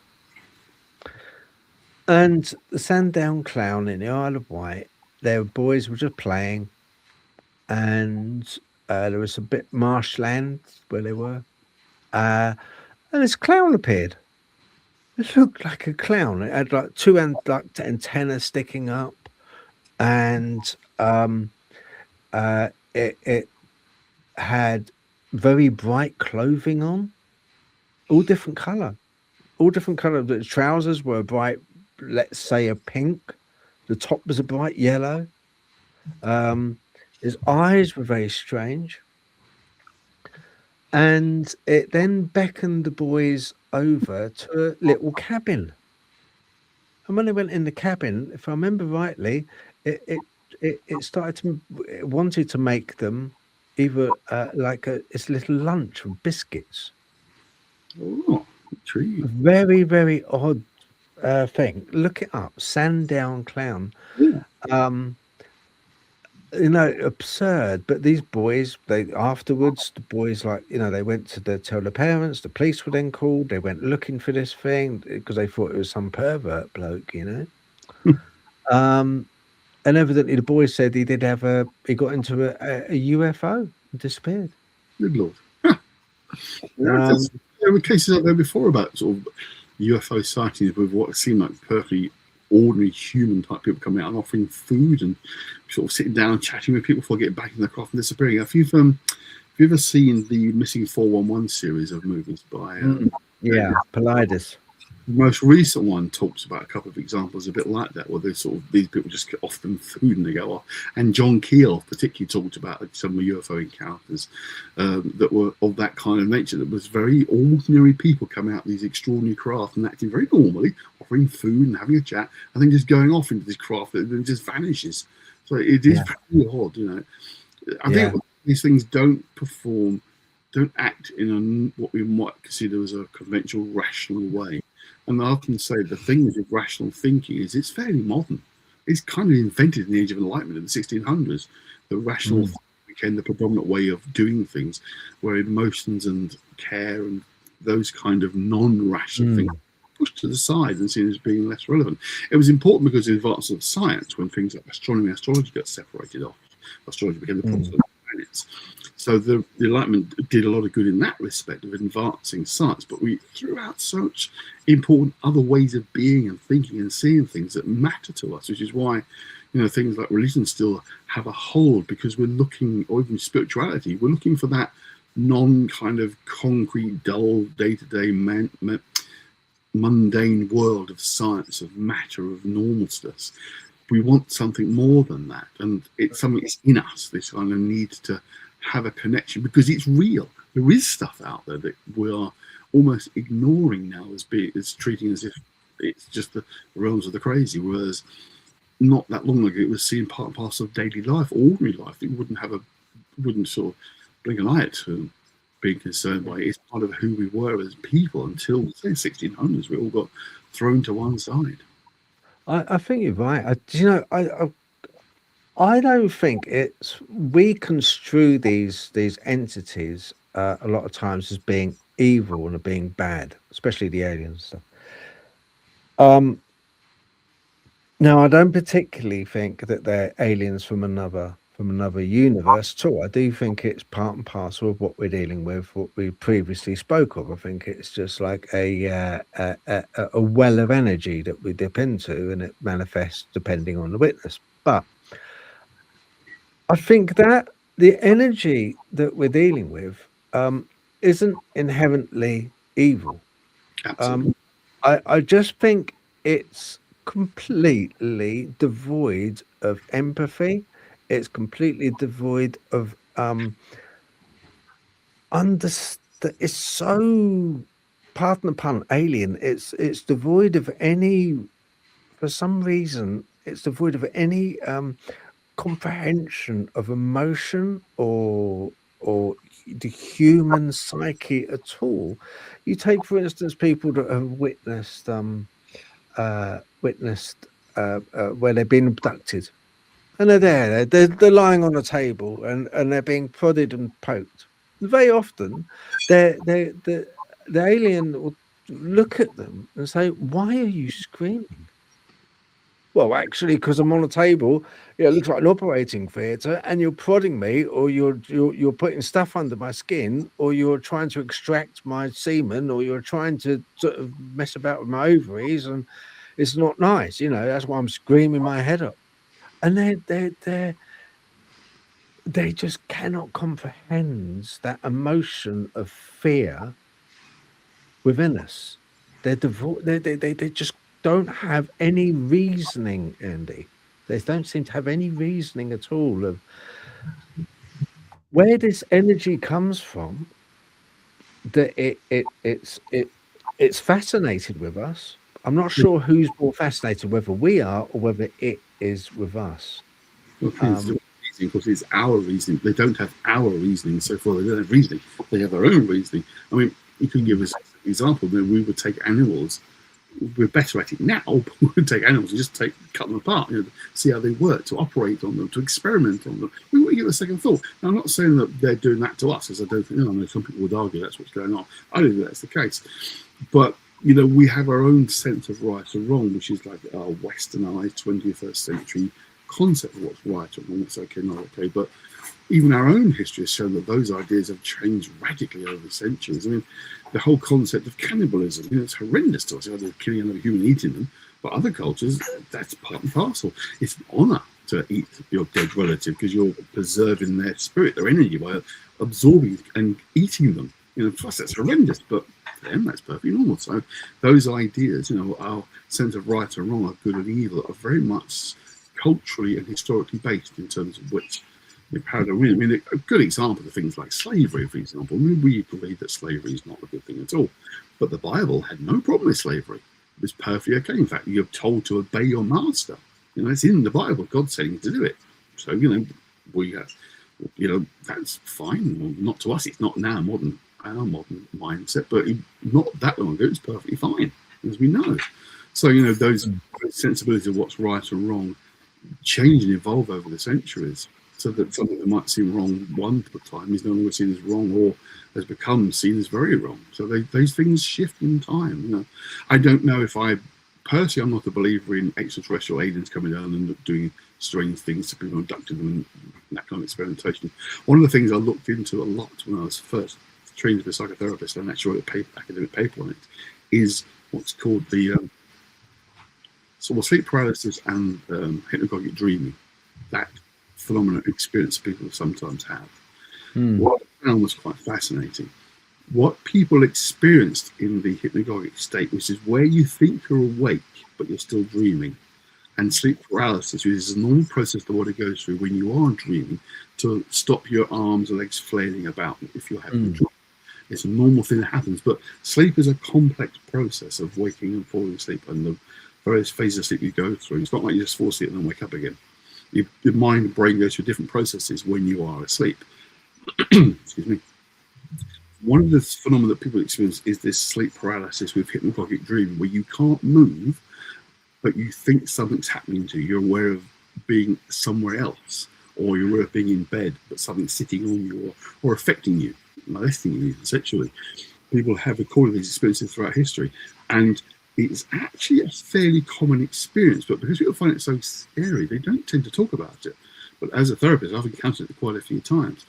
And the study I did early on with this experience was quite interesting, because what people experienced in their hypnagogic state depended on their interests. If you were interested in ghosts, horror films, or anything like that, people tend to have what's called the old hag experience, where you think there's this witchcraft creature in the room with this monster, being demon, whatever, sitting on his chest, etc. That's what you experienced.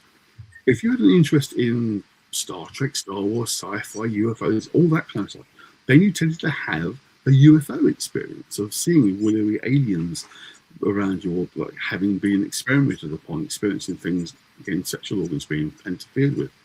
But if you didn't have an interest in either of those two, you'd have a very different experience. One guy, in particular, I had as a client who had a very interesting experience, which was part of his understanding why he was experiencing what he was experiencing, was he was having these kind of nightmares, as he put it, where he would feel he was awake but couldn't move. And his kids were in his bedroom for some reason. They would literally be running around into the bed. And so on one occasion, I was so sure they were there, I actually tried to shout to my wife, "Why are the kids in the room? Get out of the room." I couldn't talk. And then it was morning, he said. It was the next morning.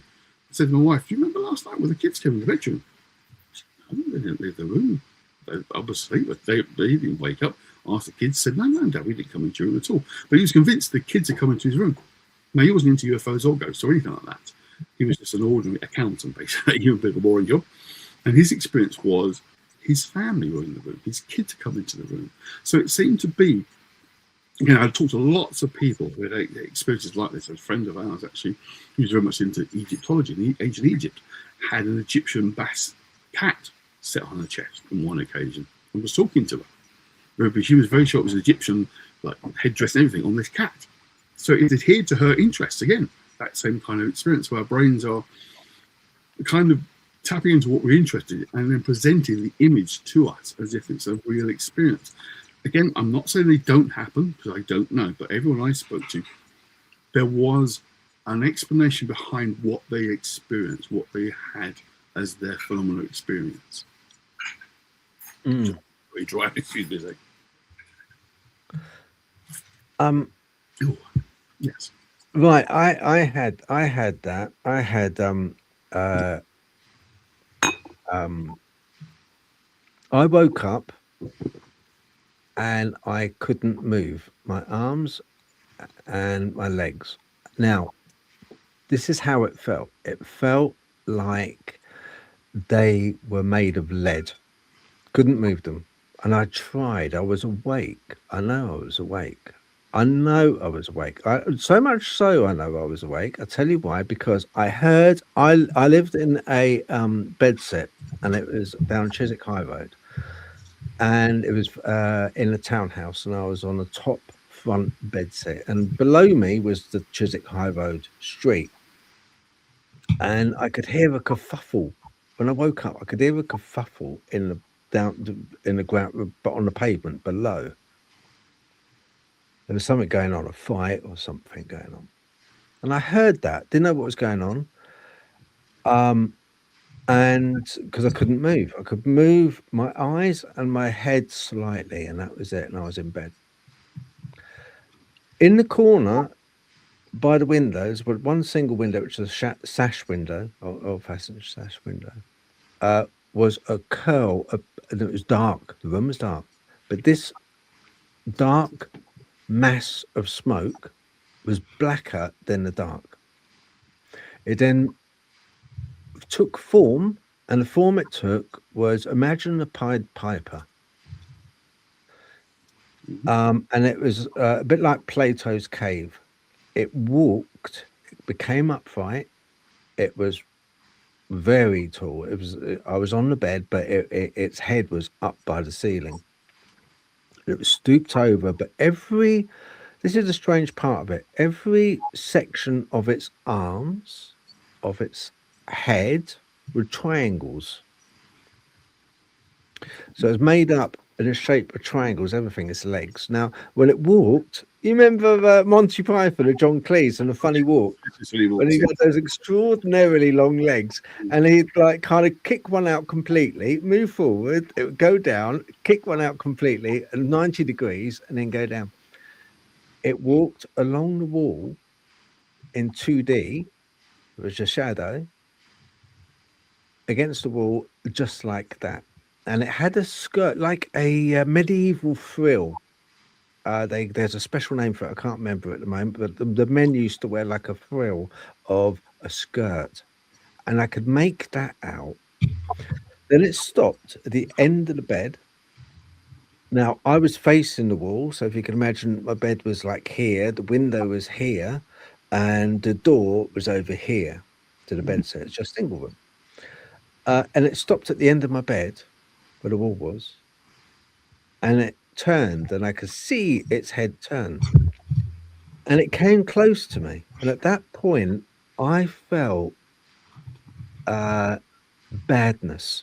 Now, not evil as in sometimes in life you meet people that you just know are bad people.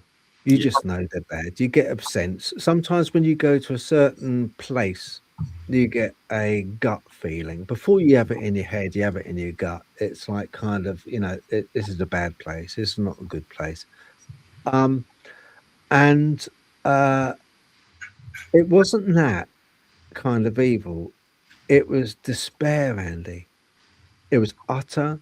This thing emanated a feeling of utter despair, sorrow, sadness, but I didn't feel sorrow or sadness for it. It was just exuding this feeling of just all encompassing, a blanket of despair. And it made, I weed myself. I was that scared. And I wasn't 12, I was 28, I must have been at the time. I wasn't drunk, I was a drinker. In my younger years, I used to drink habitually. I had a problem with drink, but I wasn't drunk because it was school night. Yeah. In other words, I'd work next day. Accurate. And the job I was doing at the time, I was working in, it was a BMW garage in a parts department, basically, because I always had a very good mind for numbers, better than names.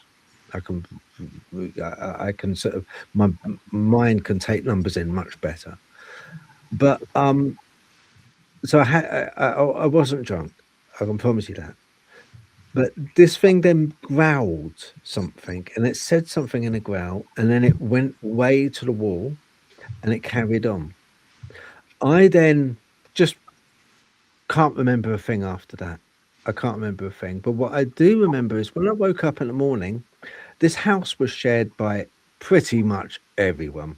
All right. You had all kinds of religious denominations, literally. All right. It's London. And so much so when I come home from work, going up the staircase in the townhouse, 3 flights, there would be Muslims on the staircase at certain times, especially when I was coming home from work, praying. And I'd have to sort of step around them, to get into my room. It had padlocks on the outside of people's rooms because it was such a transient place. People would shift on, so the people that own the house would come up and they'd put a padlock on the door for the before the next person came. It was that kind of place, yeah. And so I was very careful with a few shackles I did have to my name. Very careful to keep the door locked because I never knew who was, there.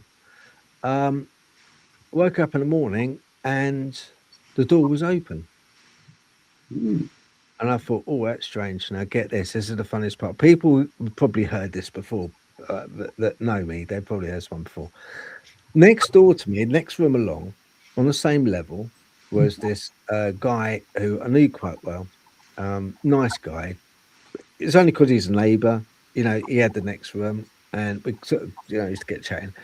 He was a funny guy because him and his girlfriend would constantly play this game. They would have a really good night together, quite loud, if you know what I mean.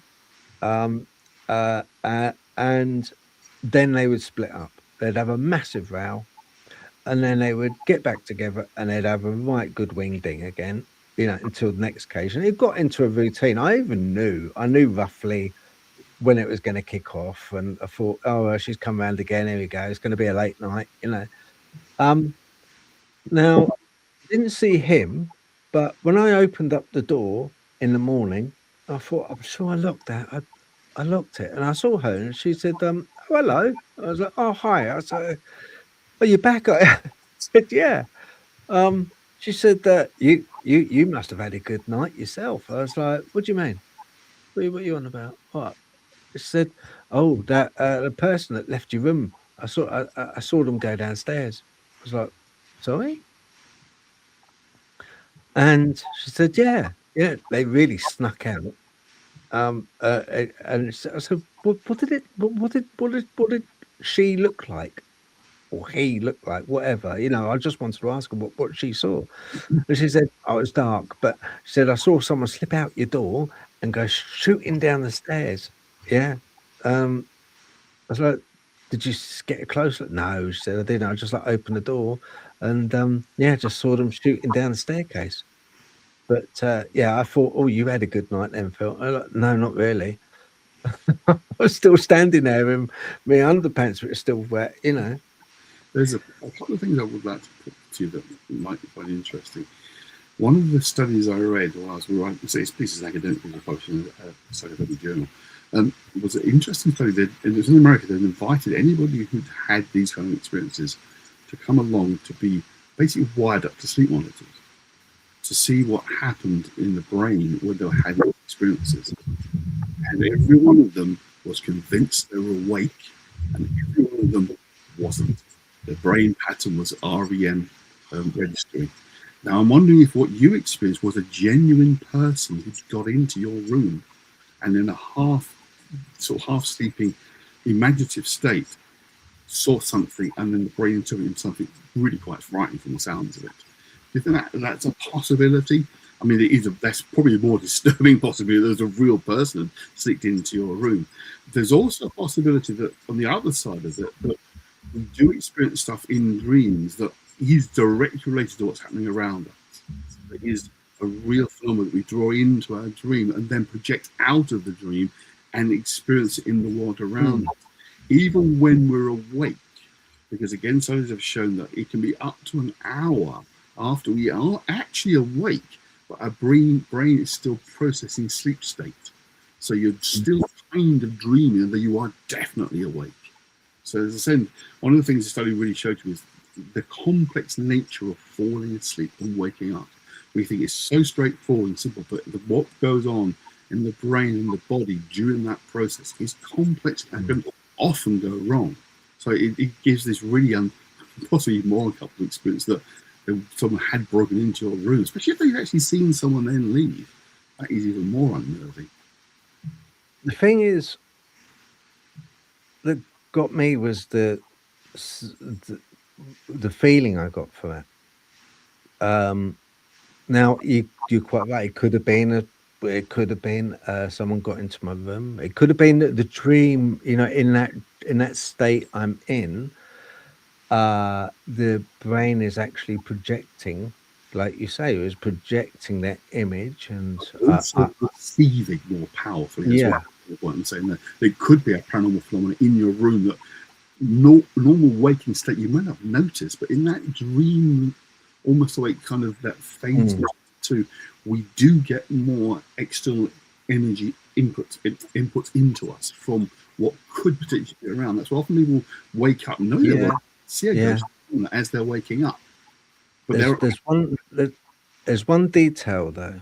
There's one detail that I didn't fully explain.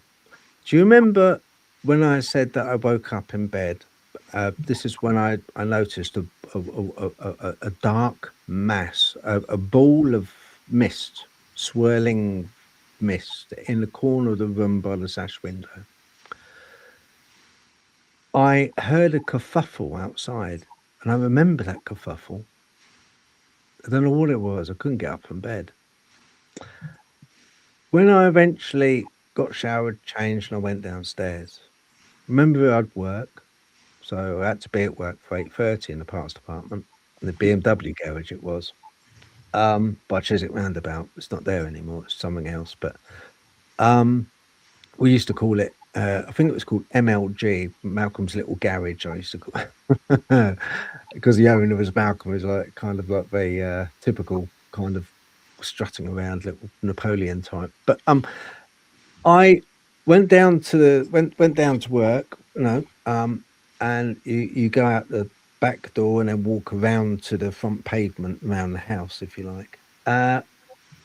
And the house sat on the high street, and the very bottom of the house, if you like, was one of many shops. Okay, so it was a shop at the bottom, and then the flats above it. And there was a guy there with a plywood panel taking it down.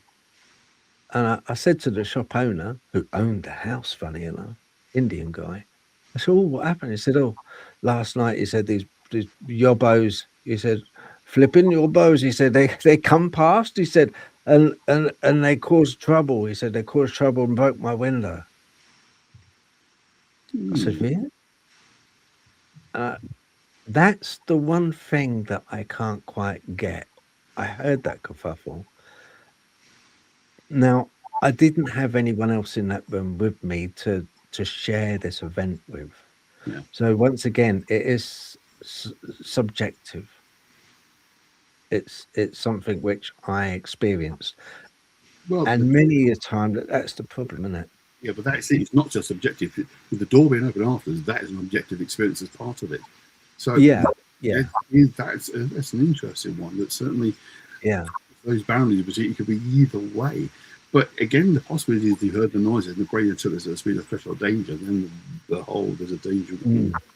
But again, it could be that you are tuning into a phenomenon that you wouldn't otherwise have noticed in the fully awakened state. As I say, this is one of the funny things that research has shown, how our brains, we can be awake, and our brains are still kind of asleep and dreaming and still pick up stuff, even though we think we are now fully awake. But again, the interesting thing with people with sleep paralysis experience was that they, to a person, believe they're awake, and this machinery, the device showed REM state of brain activity. They were still dreaming. But this is what happens, you see. We go from a light level of sleep into a deeper, into REM, into delta, deep sleep, and back up. Go for the REM stage several times, but it's a relatively deep state. But what happens in this experience is you suddenly jump from one to the other. So your brain is still processing and your body can't move, and often it's described as feeling heavy because your body is not able to move because the muscles aren't working. It's shut down on purpose. But what again studies have shown is the first part of the body that starts to show physical response is partial watershed, the genitals. So the idea of being interfered with by aliens probing your backside and stuff adheres to the idea, well, that's the part of your body that begins to respond first as you come out of sleep paralysis. So that kind of almost explains that element of these experiences as well. But again, I'm not saying this is actually the case, as I don't know, but let's say the studies I've read suggest a lot of this is a subjective experience based on these two phenomena that are both natural, but when they occur together can be very, very unnerving. But that doesn't mean to say it doesn't happen for real. Yeah. I tell you what's the most unnerving part. If it was a self-projection, that feeling that I had of absolute despair and pain and suffering and just awful, I've never felt anything quite like it. That would have come from me. That's what's the really scary part. Yeah, it's possible. I mean, if you've had, it's really all, but unresolved issues from having drunk too much, you don't forget alcohol's a depressant, so it has a depressive effect on us anyway. We have the initial euphoric experience of having a drink, because a thing called GABA gets released in the brain, which is really quite a pleasant experience. That's what people experience when they first have a drink. That's what it feels nice and pleasant. It quickly wears off, and you can't recreate it until you're fully sober again. And then people tend to drink more, and it has a depression, heavy feeling it creates. That's why people can get quite violent when they're drunk, because they feel depressed. And if you're continually experiencing that, I'm a therapist now, sorry about that, but if you're continually experiencing that, then that becomes a state of mind that's in the subconscious that can have an opportunity to come out again, and you experience that kind of levels. The other side, of course, could be that there is some kind of energy entity being that lives in that building that had a very, very sad life, and that's what you experienced. You picked up on that. I don't know. I'm not going to say definitively one way or the other. Yeah.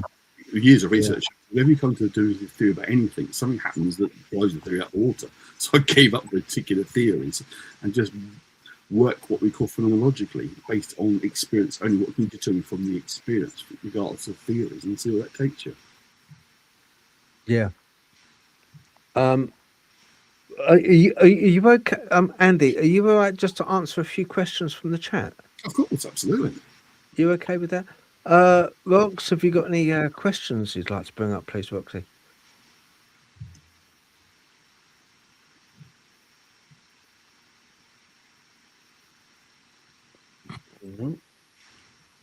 Let's have a look.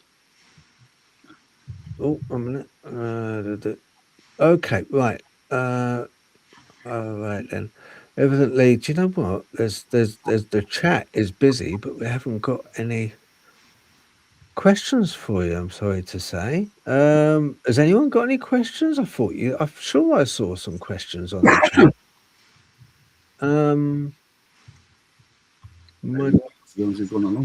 Am I seeing things or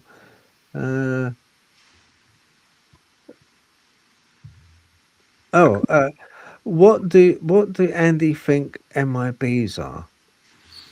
That's an interesting question, because you can ask which version. Are we talking secret government agents who come to ask questions because of a government agenda hiding things? Then I'm not so sure about. But really weird beings that come along and appear from nowhere to ask questions and act strangely, I've actually got a couple of friends who've had that experience in the past, where they have encountered these beings that just don't seem to behave normally. I'm trying to remember the story as accurate as I can. It was a friend of mine back in the 1990s visited a building site which they shouldn't have been on. It was a very old house that was being renovated. There were loads around the grounds, and they said this car turned up, and it was a very old-fashioned American Cadillac. And these two guys got out who were dressed in very old-fashioned black suits, white shirts and ties, and stood either side of the vehicle and just watched them. Didn't approach them, didn't say anything, didn't do anything, but just stood and watched them in the building site. And so my friend and his friend were so spooked they went out the other way, away from them. They said they just watched us. And I said what really noticed was how old the car was.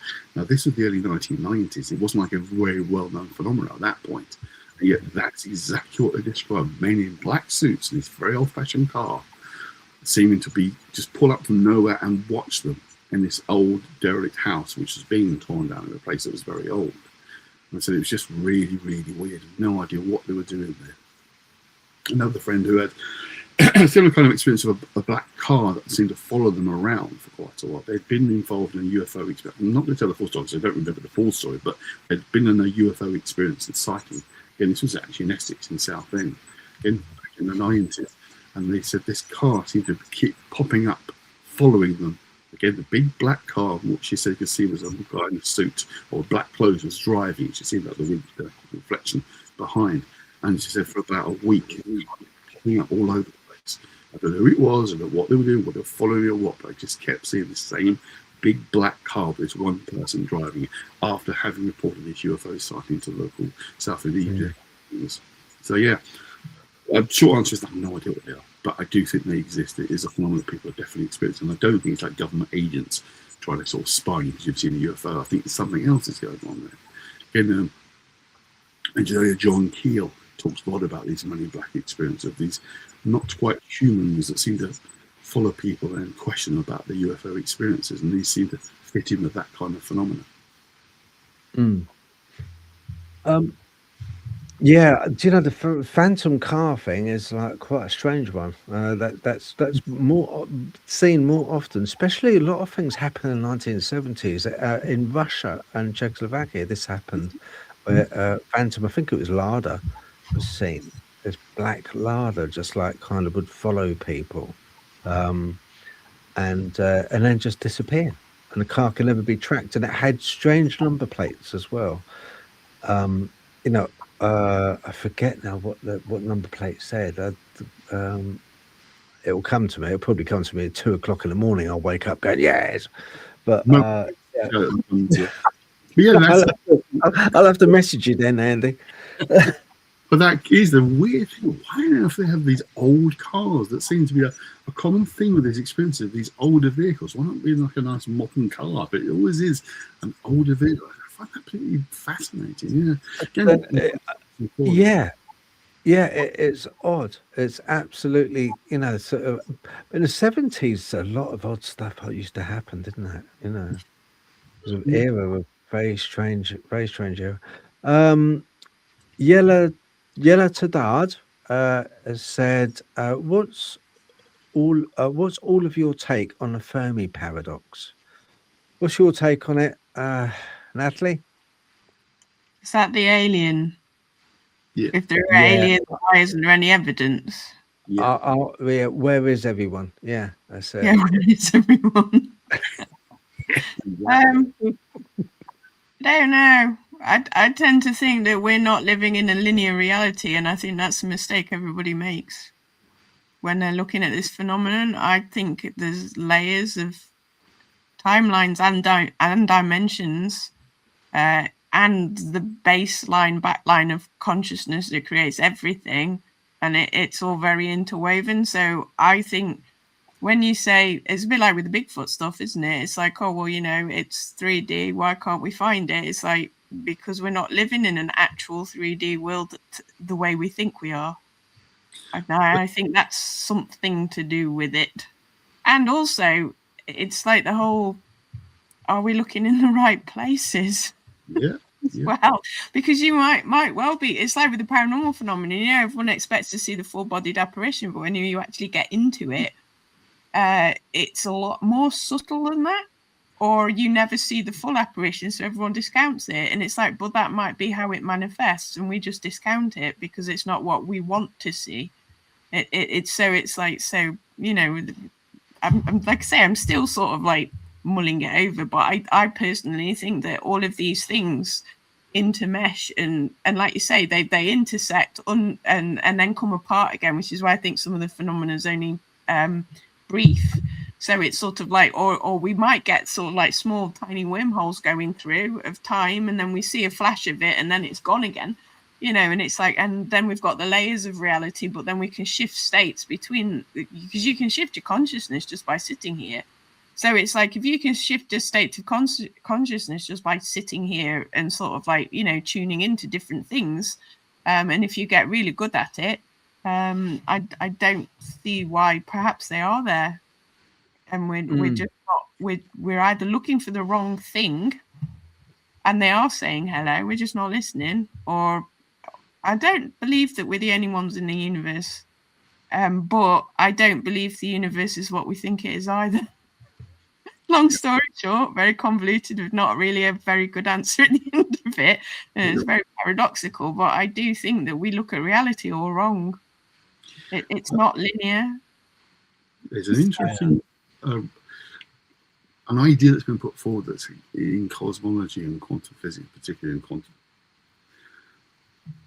Basically, the idea is that we, at the moment, see ourselves as reality, space-time, as fundamental. It's the base of what everything is. It just exists. Space-time is as is. That's our basis of how we see things at the moment. But a lot of thinking is now moving in a different direction with this sort of cosmology, is that what we experience in reality of space-time is an emergent property. Now, by emergent property, it's quite a strange idea, but it really is making sense. The best way to explain the emergent property is heat. We kind of think of heat as being something, yeah, an experience we have, something warm or cold, but it's actually the movement of molecules at a certain speed. The faster they move, the warmer things feel. So heat isn't a fundamental, it's an emergent property of something else. Now, the idea is that reality of experience is an emergent property of a base reality of existence that is about minute particles vibrating. It's sometimes called string theory, although it's not quite string theory anymore. They've diverged away from that.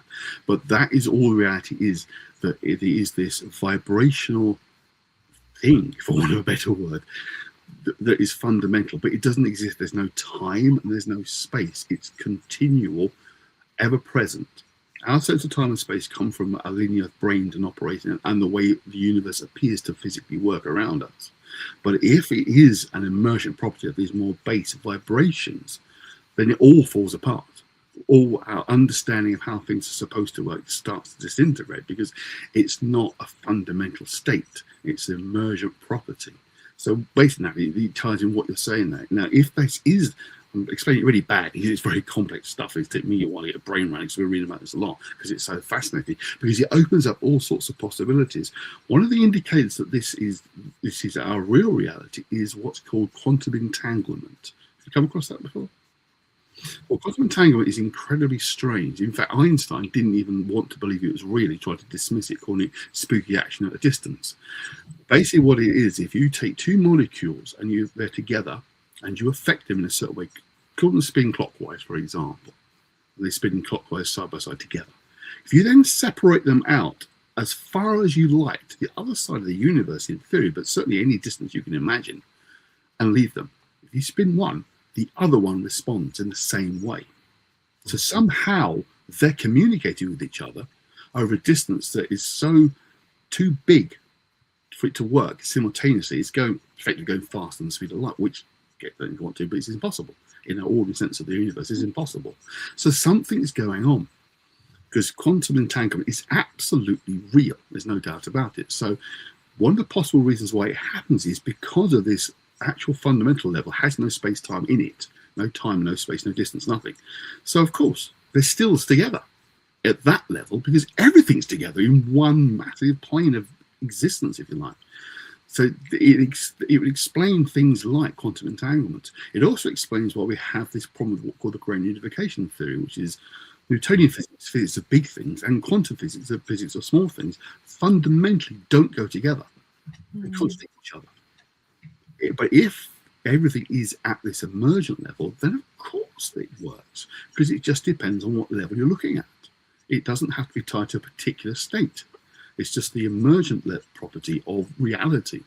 And it opens up all sorts of possibilities, including things like how psychic phenomena work, how ghosts work, because it's not happening in ordinary space-time, because nothing really is. It's just illusionary, as you were just saying, Natalie. And I say modern cosmology and quantum physics and quantum mechanics, you can't say the word there, can't say it, is pointing more and more in that direction. So it's absolutely fascinating. This could be the reality in which we really are living, that we can mold and shape reality around us because it's not fundamental. It's like, whoa. And when I first read this, what the hell, I don't make sense of this. And I kept to reread and trying to understand it. The more I read it, the more I thought, bloody hell, this really is quite something. If this is true, this is really going to change our understanding of reality. Because at the moment, traveling faster than the speed of light is impossible. You just can't do it. There's no mechanism in theory that make it even possible. It always requires some kind of exotic property, exotic matter, exotic energy, which is dark energy possibly exists, dark matter we don't know about. Again, how on earth you could manipulate any of that in real time is the problem. I don't really go forward with the whole physics of it, but faster than light travel, as you see in like Star Trek, Star Wars, is impossible, because that subspace reality that you go into in faster than light doesn't exist. There's no evidence of it whatsoever. But if it is an emergent property, then the idea of being able to warp space-time itself becomes possible completely without subspace, because it doesn't exist in the first place. You see what I'm saying? This idea that this space and time as we experience it doesn't exist. It's just how our brains experience this stuff. And I think it's absolutely fascinating. It's mind-blowing. Yeah, it's it's once you start thinking about these things, it can make you a little bit mad if you're not careful. Yeah, absolutely. You'd be start realizing how much of what you take for granted as being absolutely real is actually illusion. Yeah, isn't Illusion. It's like, oh my God, what is real? That comes the question. It's not something you can answer straightforward and say what is actually fundamentally real or not. Because as I say, if this emergent property idea is true and it's looking more like that is what we're experiencing, then it does alter dramatically how we understand. In one sense, it doesn't, because our universe still works the same way it's always worked. It's just not working where we thought it did. And the laws we thought were absolute suddenly become less absolute. No, it's interesting. My view, Fermi paradox, basically Arthur C. Clarke summed it up very nicely. Two possibilities, either, and I'm paraphrasing here, either we are entirely alone in the universe, or we're not entirely alone in the universe, but both are equally as scary. Yes, absolutely. I always find it intriguing is people often do bring those two ideas together and conflate them. Is the life of the universe, has it come to Earth? There's different questions, but they're often put together as if they're the same question. I think, yeah, there's life in the universe, definitely. Whether it has the capacity to travel to us, of course, is the other problem. I don't think what we experience as UFOs is from other planets. I think it's other realities of our own around us, as you've been saying all along. That's how I see these things. I don't believe nuts and bolts aircraft, spaceships coming from other planets, landing, going, hello. No, I think I don't. No, I definitely don't. I don't particularly believe that it comes from another planet. I don't think they do. Particularly. Emergent universe theory, yeah, I've dug into that. Once again, an exceedingly hard study to quantify because of the very nature of it. It's emergent. It's just reality is a series of emergent realities. It's like kind of a quantum entanglement. Yes, is a thing. It is a thing. There was a very interesting study done where they used photons and they fired them down a fiber optic cable, and they hit one photon hit a prism, and the prism was, they had no idea which direction it would go in because it was going to hit a prism, so no idea. And the other opposed opposite photon traveling down another fiber optic cable coming from the same place but just split off, so same origin just split off, reacted, didn't hit a prism but reacted in the same direction as the one that hit a prism and bumped left or bumped right. The other one, identical, went and turned the same direction. It is a thing. It is. They don't fully understand it. Everyone's heard of the double slit experiment, and that's basically what we're talking about. It's a wave. It's a wave particle. Once we witness it, I believe. State depending on who's observing it. That's it. Pretty nonsense when you think about it, but that seems to be what happens. Yeah. Which once again, and I think it kind of there's. I keep getting. Do you keep getting a feeling, Andy, that we're close, but we're just missing that vital key? We're missing that little. We're close. We're close. Even with the.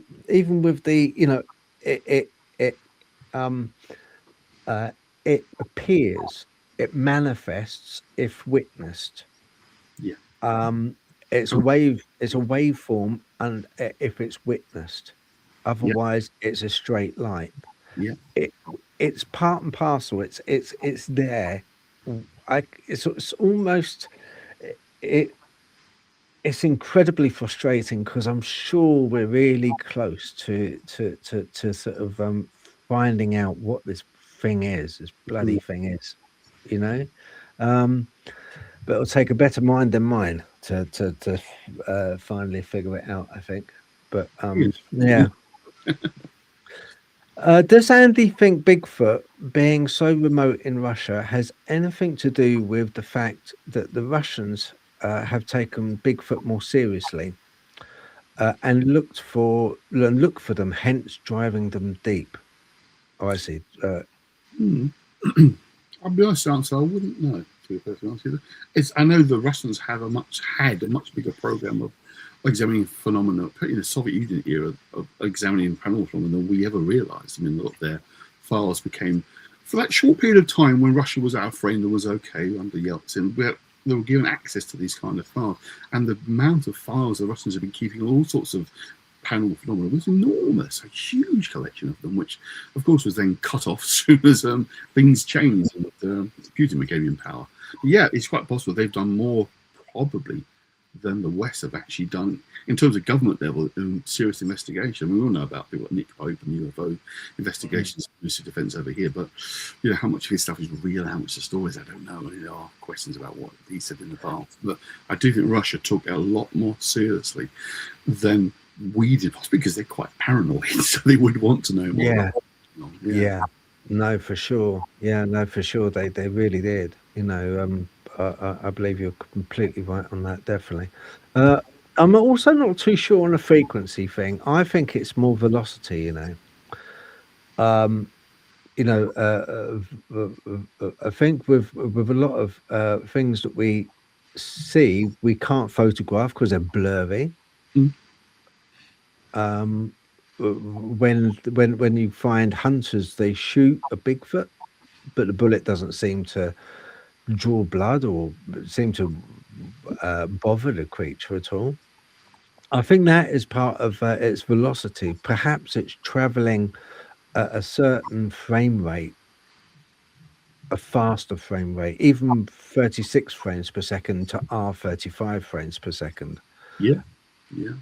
And that would be enough because obviously, a bullet will travel at a finite speed, always. So perhaps the entity is traveling at a different velocity, or maybe the inertia of the planet is pulling it into our realm temporarily. Also worth remembering, of course, when it comes to vision and sight, how narrow in the spectrum we can actually see. There's a vast range. Yeah, that's another problem. I tell you what, do you find that we're very inadequate as animals? I think we're discovering the limitations. Our eyesight is crap at night. Our eyesight normally is pretty rubbish. Our hearing's pretty rubbish. we kind of like suffer an awful lot with gravity. You'd think by now we'd be used to gravity and we wouldn't suffer quite so much. But as soon as you get to, I mean, I know I look young, but I'm actually 59 this year. You know, I'm 60 this year in December 7th. I only accept presents if they're wrapped. So, you know, it's like kind of, you know, with gravity, it's you know, you'd think by now that from a physiological point of view, we wouldn't have the problems of our hips anymore or our knees going or. It would be very nice. I must say, my knees are terrible. And played rugby when I was younger. So. It would. But no, it seems to be that we're kind of, you know, have a problem still. Ready Steady Retro, thank you very much for the questions. What does Andy think of your moments passing in the intimate dimensional time? What does Andy think of? Oh, so yeah, basically interdimensional time. What do you think to that? Do you think it's Well, one of the things that we often don't realise is we don't have internal time consciousness. Passage of time is a subjective experience for all of us. We have a watch time as it goes by, but depending on what you're doing and engaged in, time will flow very differently. The classic example, you're in a cinema watching a 3-hour movie that's boring the hell out of you. It will drag on for days, but if you're really enjoying it, then it flies by. I mean, I love Lord of the Rings, and when I took a wife to see Fellowship of the Rings when it first came out, she was bored to tears, but it wasn't her thing at all. But I absolutely loved it, and me, it just flew by her. She wanted to slit her wrist and get out of there. So it is very much our experience of time is subjective, but the fundamental nature of time is subjective. You know, there's no cosmic clock ticking away out there regulating time, and we know from various experiments that depending on how fast you're moving, time will dissipate. And you know, a jet fighter high up in the atmosphere going at full speed, it can have a chronometer on it that's atomically accurate, measured to one on the ground, and there'll be a difference in time, simply because of where it is and what it's doing. So our whole sense of time is completely subjective, which again is counterintuitive. You kind of think, yeah, clock time runs normally, but again, you get into quantum physics, quantum mechanics, then time just disappears. It falls apart. It goes backwards. You can have phenomena where the effect comes before the cause. Literally, as they measure it, it's like, what the hell? This whole thing called the uncertainty principle is you can't be certain of anything. You can predict possible outcomes, but again, until you examine what's going on, then an outcome presents itself, and you have to work as if all possible outcomes are happening at the same time to make any sense of it. Which is so about Schrodinger's cat, that's where that comes from. You have to accept these both alive and dead at the same time until you look in the box. In the quantum physics world, that's how that tends to work. So our whole sense of progression, linearity, is nonsense. You think when you fall asleep, you've no idea how long you've been asleep. You might get a sense of it's now light when it was dark before, but middle of winter, like 10, 12 hours of dark, you could have been asleep for an hour, 5 hours. You don't even know to look at the watch. Our whole sense of time is completely, not quite illusionary, but it's subjective. It's very dependent on what you're doing. So your sense of what's happening in terms of in time varies depending on who you are and what you're doing. Yeah. No, I agree that, yeah. We kind of like every individual carries our own time with us in a way. You know, by our, you know, and I think we interpret on an individual level time. I mean, didn't they do a study where they did away with a clock with a group of people, and their body clocks fell into a cicada kind of rhythm? You know, so is it cicada? No, Circadian. That's it. Thank you. Yes, and they fell into a rhythm. You know, their own body clocks did. It was totally against getting up early in the morning and going off to work, and you know, it was a lot more later in the day they would get up. Basically, I screwed mine up. Yeah. I never used to start work as a therapist, so I worked till 1 o'clock in the afternoon, so I burnt into the evening. So I used to get up, stay up really late, and get up quite late. I can't go to bed early now. It's just impossible. I'll lie there for hours staring at the ceiling. I just cannot sleep. And circadian rhythm has been pushed forward, but so far, for years of doing this, you know, and I often do a lot of the podcasts I do with America, where I'm working till like 2 in the morning on live with them, you know, so I'm used to that shift of time. So for me, that is my experience. But it's often been said that we are fundamentally one of two people, humans. We're either like owls or larks. Larks get up early in the morning and can function very effectively early on, and they're awake pretty quickly, and they taper out as the day goes on, and by sort of mid-late evening they'll be knackered. And owls, who I am, will get up later naturally, slower waking up, but will wake up more as the day goes on, so that by the comes night time, until the early hours, they're really kind of wide awake. But our society is geared completely to the lark. You know, its whole thing is everyone, you start work at 9 o'clock, pretty much most jobs do, or earlier. You know, I just started late in the day and then working later on. It's like, oh, you don't do that. That's overtime, mate. No, don't do that. So that's a societal question as well. But yeah, I mean, you can certainly affect your circadian rhythms by repeatedly keeping a pattern of late nights, getting up. You're aware of the experiment they did that sorry, brain dropped out of reality for a minute then. Are you aware of the experiment that they did where they isolated people in a room with no windows and no clocks, no time? They got given all the food that they needed, and then they observed them. Yeah, and they're called casinos. Yeah, it didn't take them very long to go a little bit mad and not know what time it was, how long they'd been asleep for, and their actual patterns of the day just stopped, didn't it? Yeah, they're called casinos. That's exactly what casinos are. It's based upon that. I mean, I was thinking about a specific scientific experiment, but I suppose perhaps they extrapolated from it to make that. No outside light at all. You won't find a clock anywhere. Food's available 24/7. Drinks are available 24/7. If you're gambling, they'll bring you drinks and food at your table. You lose complete track of whether it's day or night. You really do at the casino. It's designed specifically to do that. They spray the oxygen levels in casinos are higher than normal to keep you awake. So that's right. Yeah. Yeah. They say it's called casinos. That's exactly what they do. Keep you going. Perhaps that's where they got the idea from the original experiments. They were like, I mean, that's why I used to hate factories, because they don't have windows, a lot of them with outside daylight, and I used to hate it. I hated working in the factory, and perhaps it's a disorientation. Of course, some of the lighting is actually terrible for you, the average lighting. I remember back at being one of my first jobs was working in the financial futures markets. That was based inside the Royal Exchange. It's a big building in London. It was literally a big courtyard inside it, and the life room was built inside the courtyard. But because it was in the courtyard, it had no external windows. But the lighting they used was incredible. Very well, we're talking about 30 odd years ago. It was strip lighting, but each bulb cost about 10 grand because it was vibrating at far higher frequency. It was like you could stand on the trading floor, look down, you think you're outside because it mimicked the daylight. Because for that very reason, so people would keep awake and keep on trading and wouldn't feel headachy because they've been stuck in these ultraviolet lights. These are lighting all day. And as I said, these lights are incredibly expensive because they have that effect. And you see, you could stand and look down and you think you're outside. The lighting was incredible. And as one of your posting people there says, IKEA is the same. You can sit IKEA going around no outside windows, where you are, there's no clocks. There's just this path that seems to be like a maze that leads you around the building. Absolutely.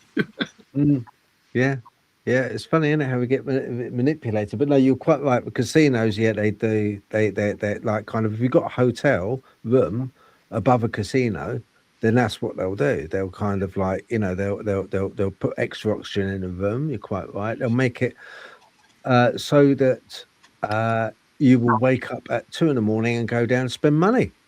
They'll make it uncomfortable. Yep, you've got no idea. Uncomfortable.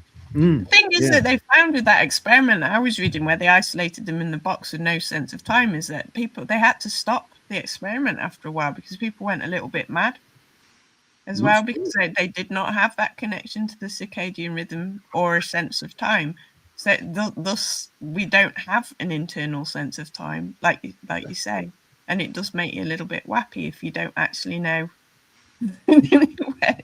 Yeah, because I'm sure I can't remember if they had to stop the experiment early because they were getting concerned.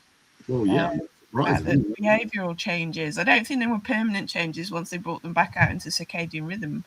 But it was just a link back to what we were saying about time being relative as well. It's like if we have no way of tracking time, it's sort of like does something strange to your brain as well. I mean, we are geared obviously to go to bed when it gets dark and get up when it's light, because most of us experience that kind of slightly kind of sleepiness when the sun sets.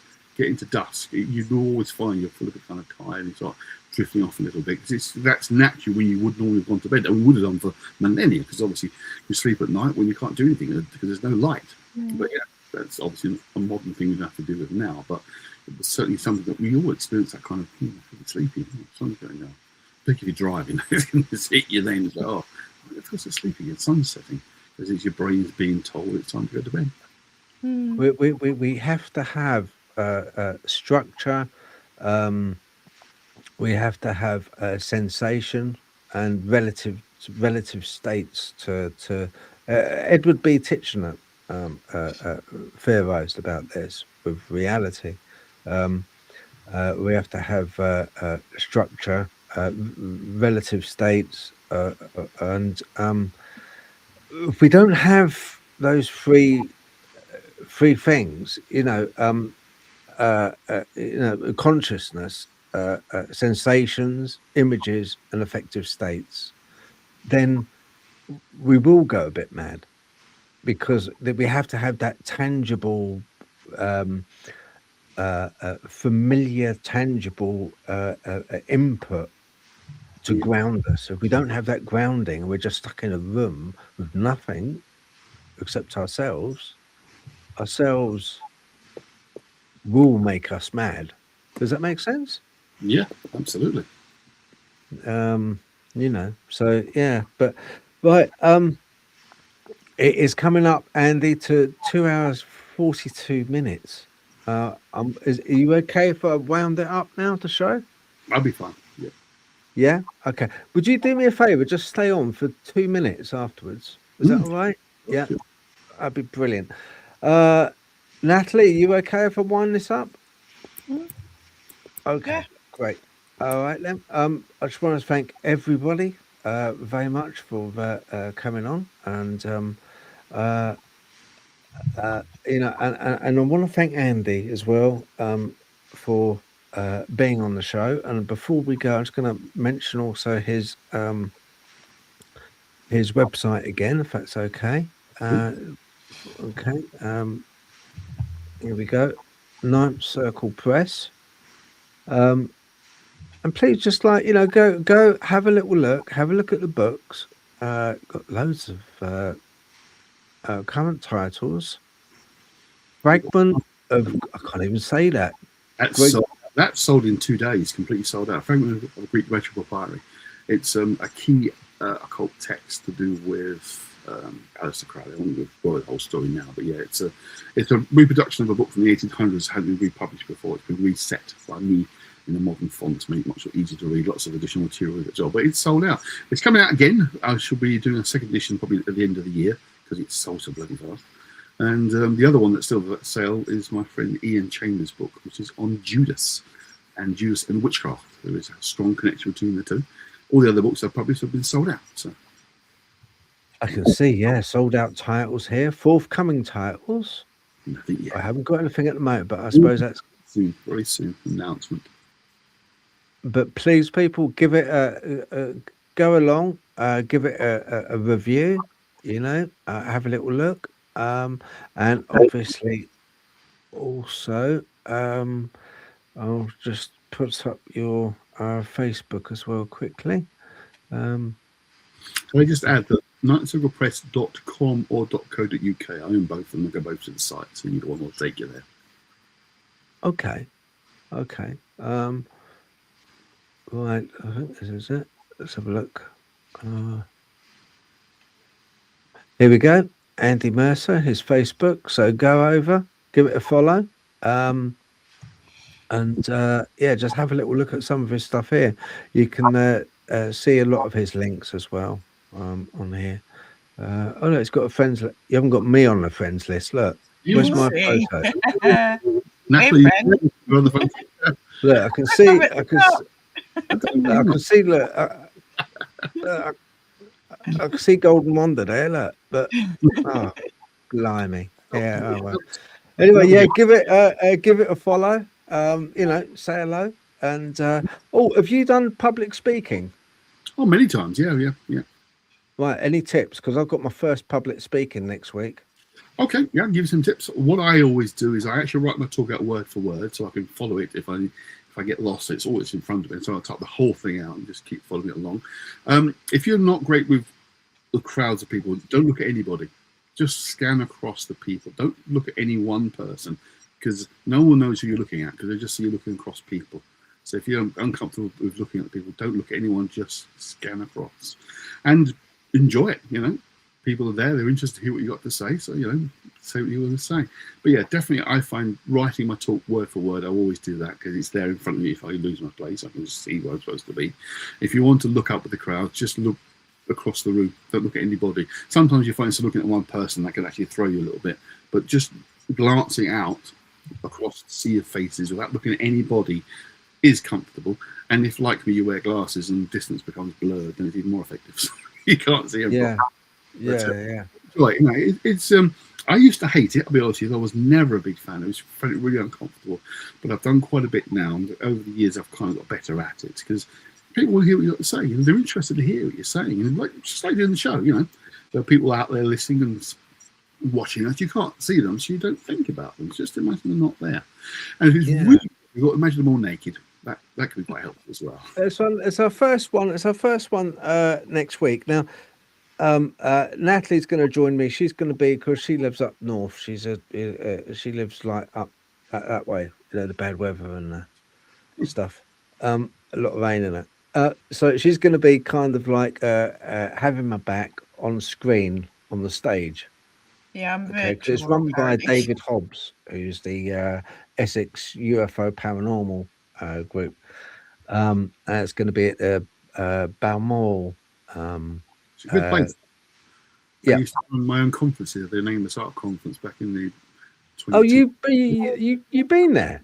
Yeah, I ran 3 conferences there. The Nameless Art, we did 3 years in a row at Balmoral Centre. I've been to those UFO talks before I moved to. I moved to Somerset 3 years ago, so I was around seeing those. So, right. Oh, okay. Yeah, that's my first one there. It's going to be Dogman, Werewolf, Supernatural, and Decoding the Unknown. Just like kind of musings, really. Balmoral Community Centre, Salisbury Avenue, Westcliff-on-Sea, Essex. I am going to be streaming it. Now, I'm going to be streaming it on our Patreon channel. But I've still got to sort of like suss that out, what to do, because it incurs a little bit of cost on our part, on my part, going, the fuel, everything else, going doing that. So I was going to, but I may do it on. It depends what people think. If people are okay with, maybe if they like what they hear, contributing in chats, to help with the fuel cost and everything else that, and the setup cost, then I'll probably just stream it. But if people let me know what they would prefer, either a one-off, like kind of a price to watch, like a streaming price to watch, or if they would like to pay what they believe I'm worth. I'm not going to walk away with a lot, am I? I'll be lucky to get a bus ticket home. But but there's 2 ways. I might do it that way, and then let people decide as they're listening. If they want to pay by chat, they can do that to help out. That would be really great. But all right, so I won't drill into anyone's eyes then as I'm talking, Andy. No, I find that was used most of it. I mean, some people. I know a friend of mine actually prefers to. He'll find one person in the audience and they'll talk to that one person. Attractive woman, actually, she's a bloke, but yeah, that's how they do it. But I found that kind of not looking at anybody in particular, just almost because no one knows who you're looking at. They might think you're looking at the person next to them, but you're not actually looking at anybody. You're just sort of scanning the crowds. But a bit of that. People don't like you sit. If you just stand like this the whole time, it's not great. But just look across, Or if you see a face, have a chat with a friend, say, "I'm going to look at you when I'm talking," because it makes you feel comfortable. You do that. Yeah. I mean, the problem, probably, do you know what I'm expecting, Andy? I'm expecting really kind of like probably David Hobbs there, even for a little while before he gets bored and goes, or someone coming in from the bus stop because it's raining. No, I'm sure. With a bag of chips. But they'll have a bag of chips. They'll be like sat themselves down. They'll probably have a wet, shaking their brolly off, and they see me on stage. They go, "What's he on about?" Don't go to those things if they're interested. Well, why would you go if you're not interested? You have to pay exactly. for it. So Yeah. No, my experience, I've never noticed. I've never had a heckle or anything like that. People come for these things, so they're interested. They want to know about this stuff. They're not Yeah, I think so. I think so. I hope so. I hope so. I hope I do a good job, and I will stream it. And then, if people like it, then that's a bonus. Then that's good. So that's the way. All right. Okay. Now, I shall say good night on behalf of everyone, and thank you very, very much for watching. We do really appreciate it. Yeah, thank you.